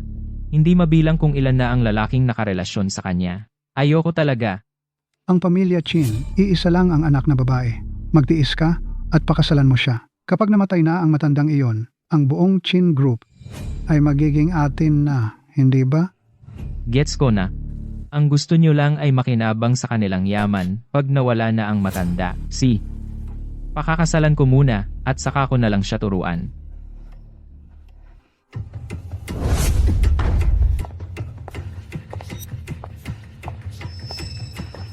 Hindi ba kayo tumingin sa salamin?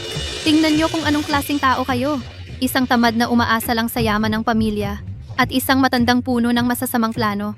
Ang lakas ng loob niyong magplano laban sa pamilya Chin. Ang lakas ng loob niyong magplano laban sa pamilya Chin. Chin Fang Hao, ako man ay nakatatanda sa iyo. Bakit ganito ka kabastos? Ang pagiging disente ay para sa mga taong karapat-dapat. Para sa mga tulad ninyong chismoso at sakim. Karapat-dapat ba kayo? Nababaliw ka na ba? Makinig kayong mabuti. Kahit hindi ako magpakasal habang buhay, kahit bumagsak man ang pamilya Chin, wala kayong karapatang magsalita.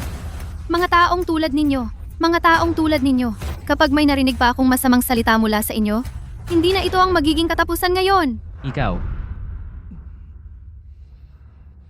Lola, umalis na tayo.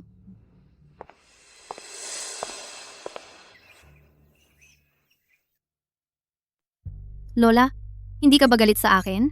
Alam ko, gusto mo talagang maging dalagang may magandang asal ako. Fang Hao, napakagaling mo. Ako ang nagkamali. Ang aking Fang Hao ay hindi masamang bata.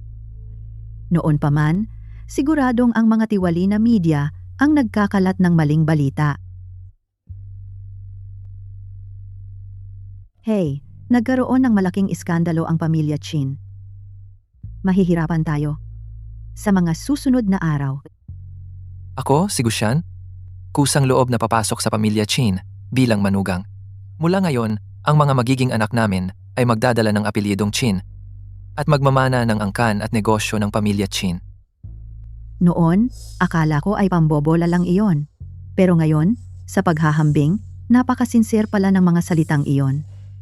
Si Gushan ay handang pumasok sa aming pamilya, samantalang ang mga tinatawag naming magkaibigan ay nagpaplano kung paano sasakupin ang aming negosyo. Ginang, ang nag-secretly nag-save ng market at gumamit ng crucial na ebidensya para mapatalsik ang mga sniper ay ang fund ng pamilya Gu.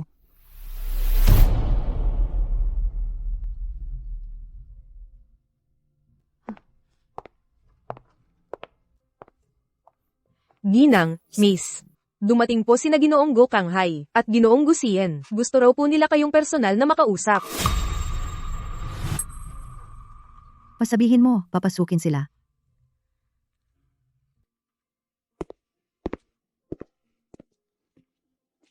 Manang, ang tagal na nating hindi nagkita. Nandito ako para humingi ng tawad. Yung nangyari noon, kasalanan ko. Naubusan ako ng ulo dahil sa pera. Mula nang pumanaw si Kuya Chin, araw-araw akong nabubuhay sa pagsisisi. Pinagkanulo ko ang tiwala ni Kuya Chin sa akin, lalo na ang samahan naming magkapatid noon. Ang pagsisising ito, 20 taon ko nang dinadala. Nang malaman ko ang nangyari kina Sian at Fang Hao, saka lang ako naglakas loob na pumunta dito. Ang paumanhing ito. Ako? Ang tagal ko nang may utang na loob. Sinabi ni Sian na kusang loob siyang magpapakasal at manirahan sa pamilya Chin. Sa totoo lang, medyo nahihirapan din akong bitawan sa puso ko. Pero may utang ang pamilya Gu sa pamilya Chin at may utang din sa 2 bata ng isang buong kasiyahan. Kaya, nagpasya akong suportahan siya. Bukod sa ipinangako ni Sian na 15% ng bahagi sa Gu bilang bigay kaya, kukunin ng matanda na akong ito mula sa sariling pangalan ko ang 15% ng bahagi at ibibigay sa manugang na si Fang Hao bilang aming pamilya Gu na huling paghingi ng tawad at pagbati. Ang 30% ito ng bahagi sa Gu, halos katumbas ng pagtalikod sa kontrol sa Gu. Ang aking pamilya, Chin si Fang Hao na lang ang natira, bilang nag-iisang suling na ito. Laing bahan ang maliahan, laing bahan ang maliahan, laing bahan ang maliahan, laing bahan ang maliahan. At siya pa ay isang taong nakakapag-alala. Kapag namatay na ako, kung maingatan ng pamilya Gu ang aking Fang Hao, iyon na ang pantubo sa amin. Pumayag. Pumayag po kayo? Halika.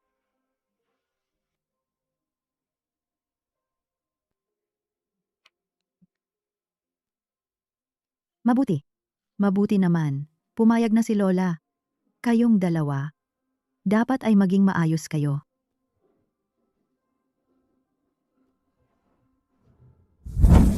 Tabingi, ituwid mo, Neng!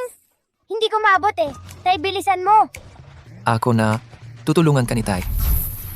Tapos na ba? Tapos na. Halika. Kuhanan natin ang larawan ng buong pamilya.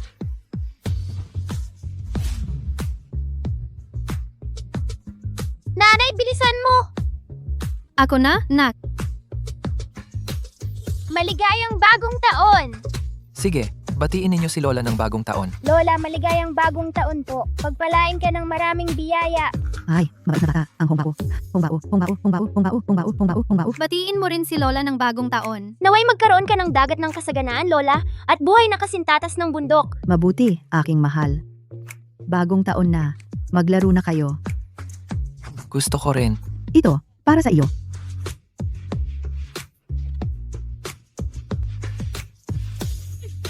Ulol na bata.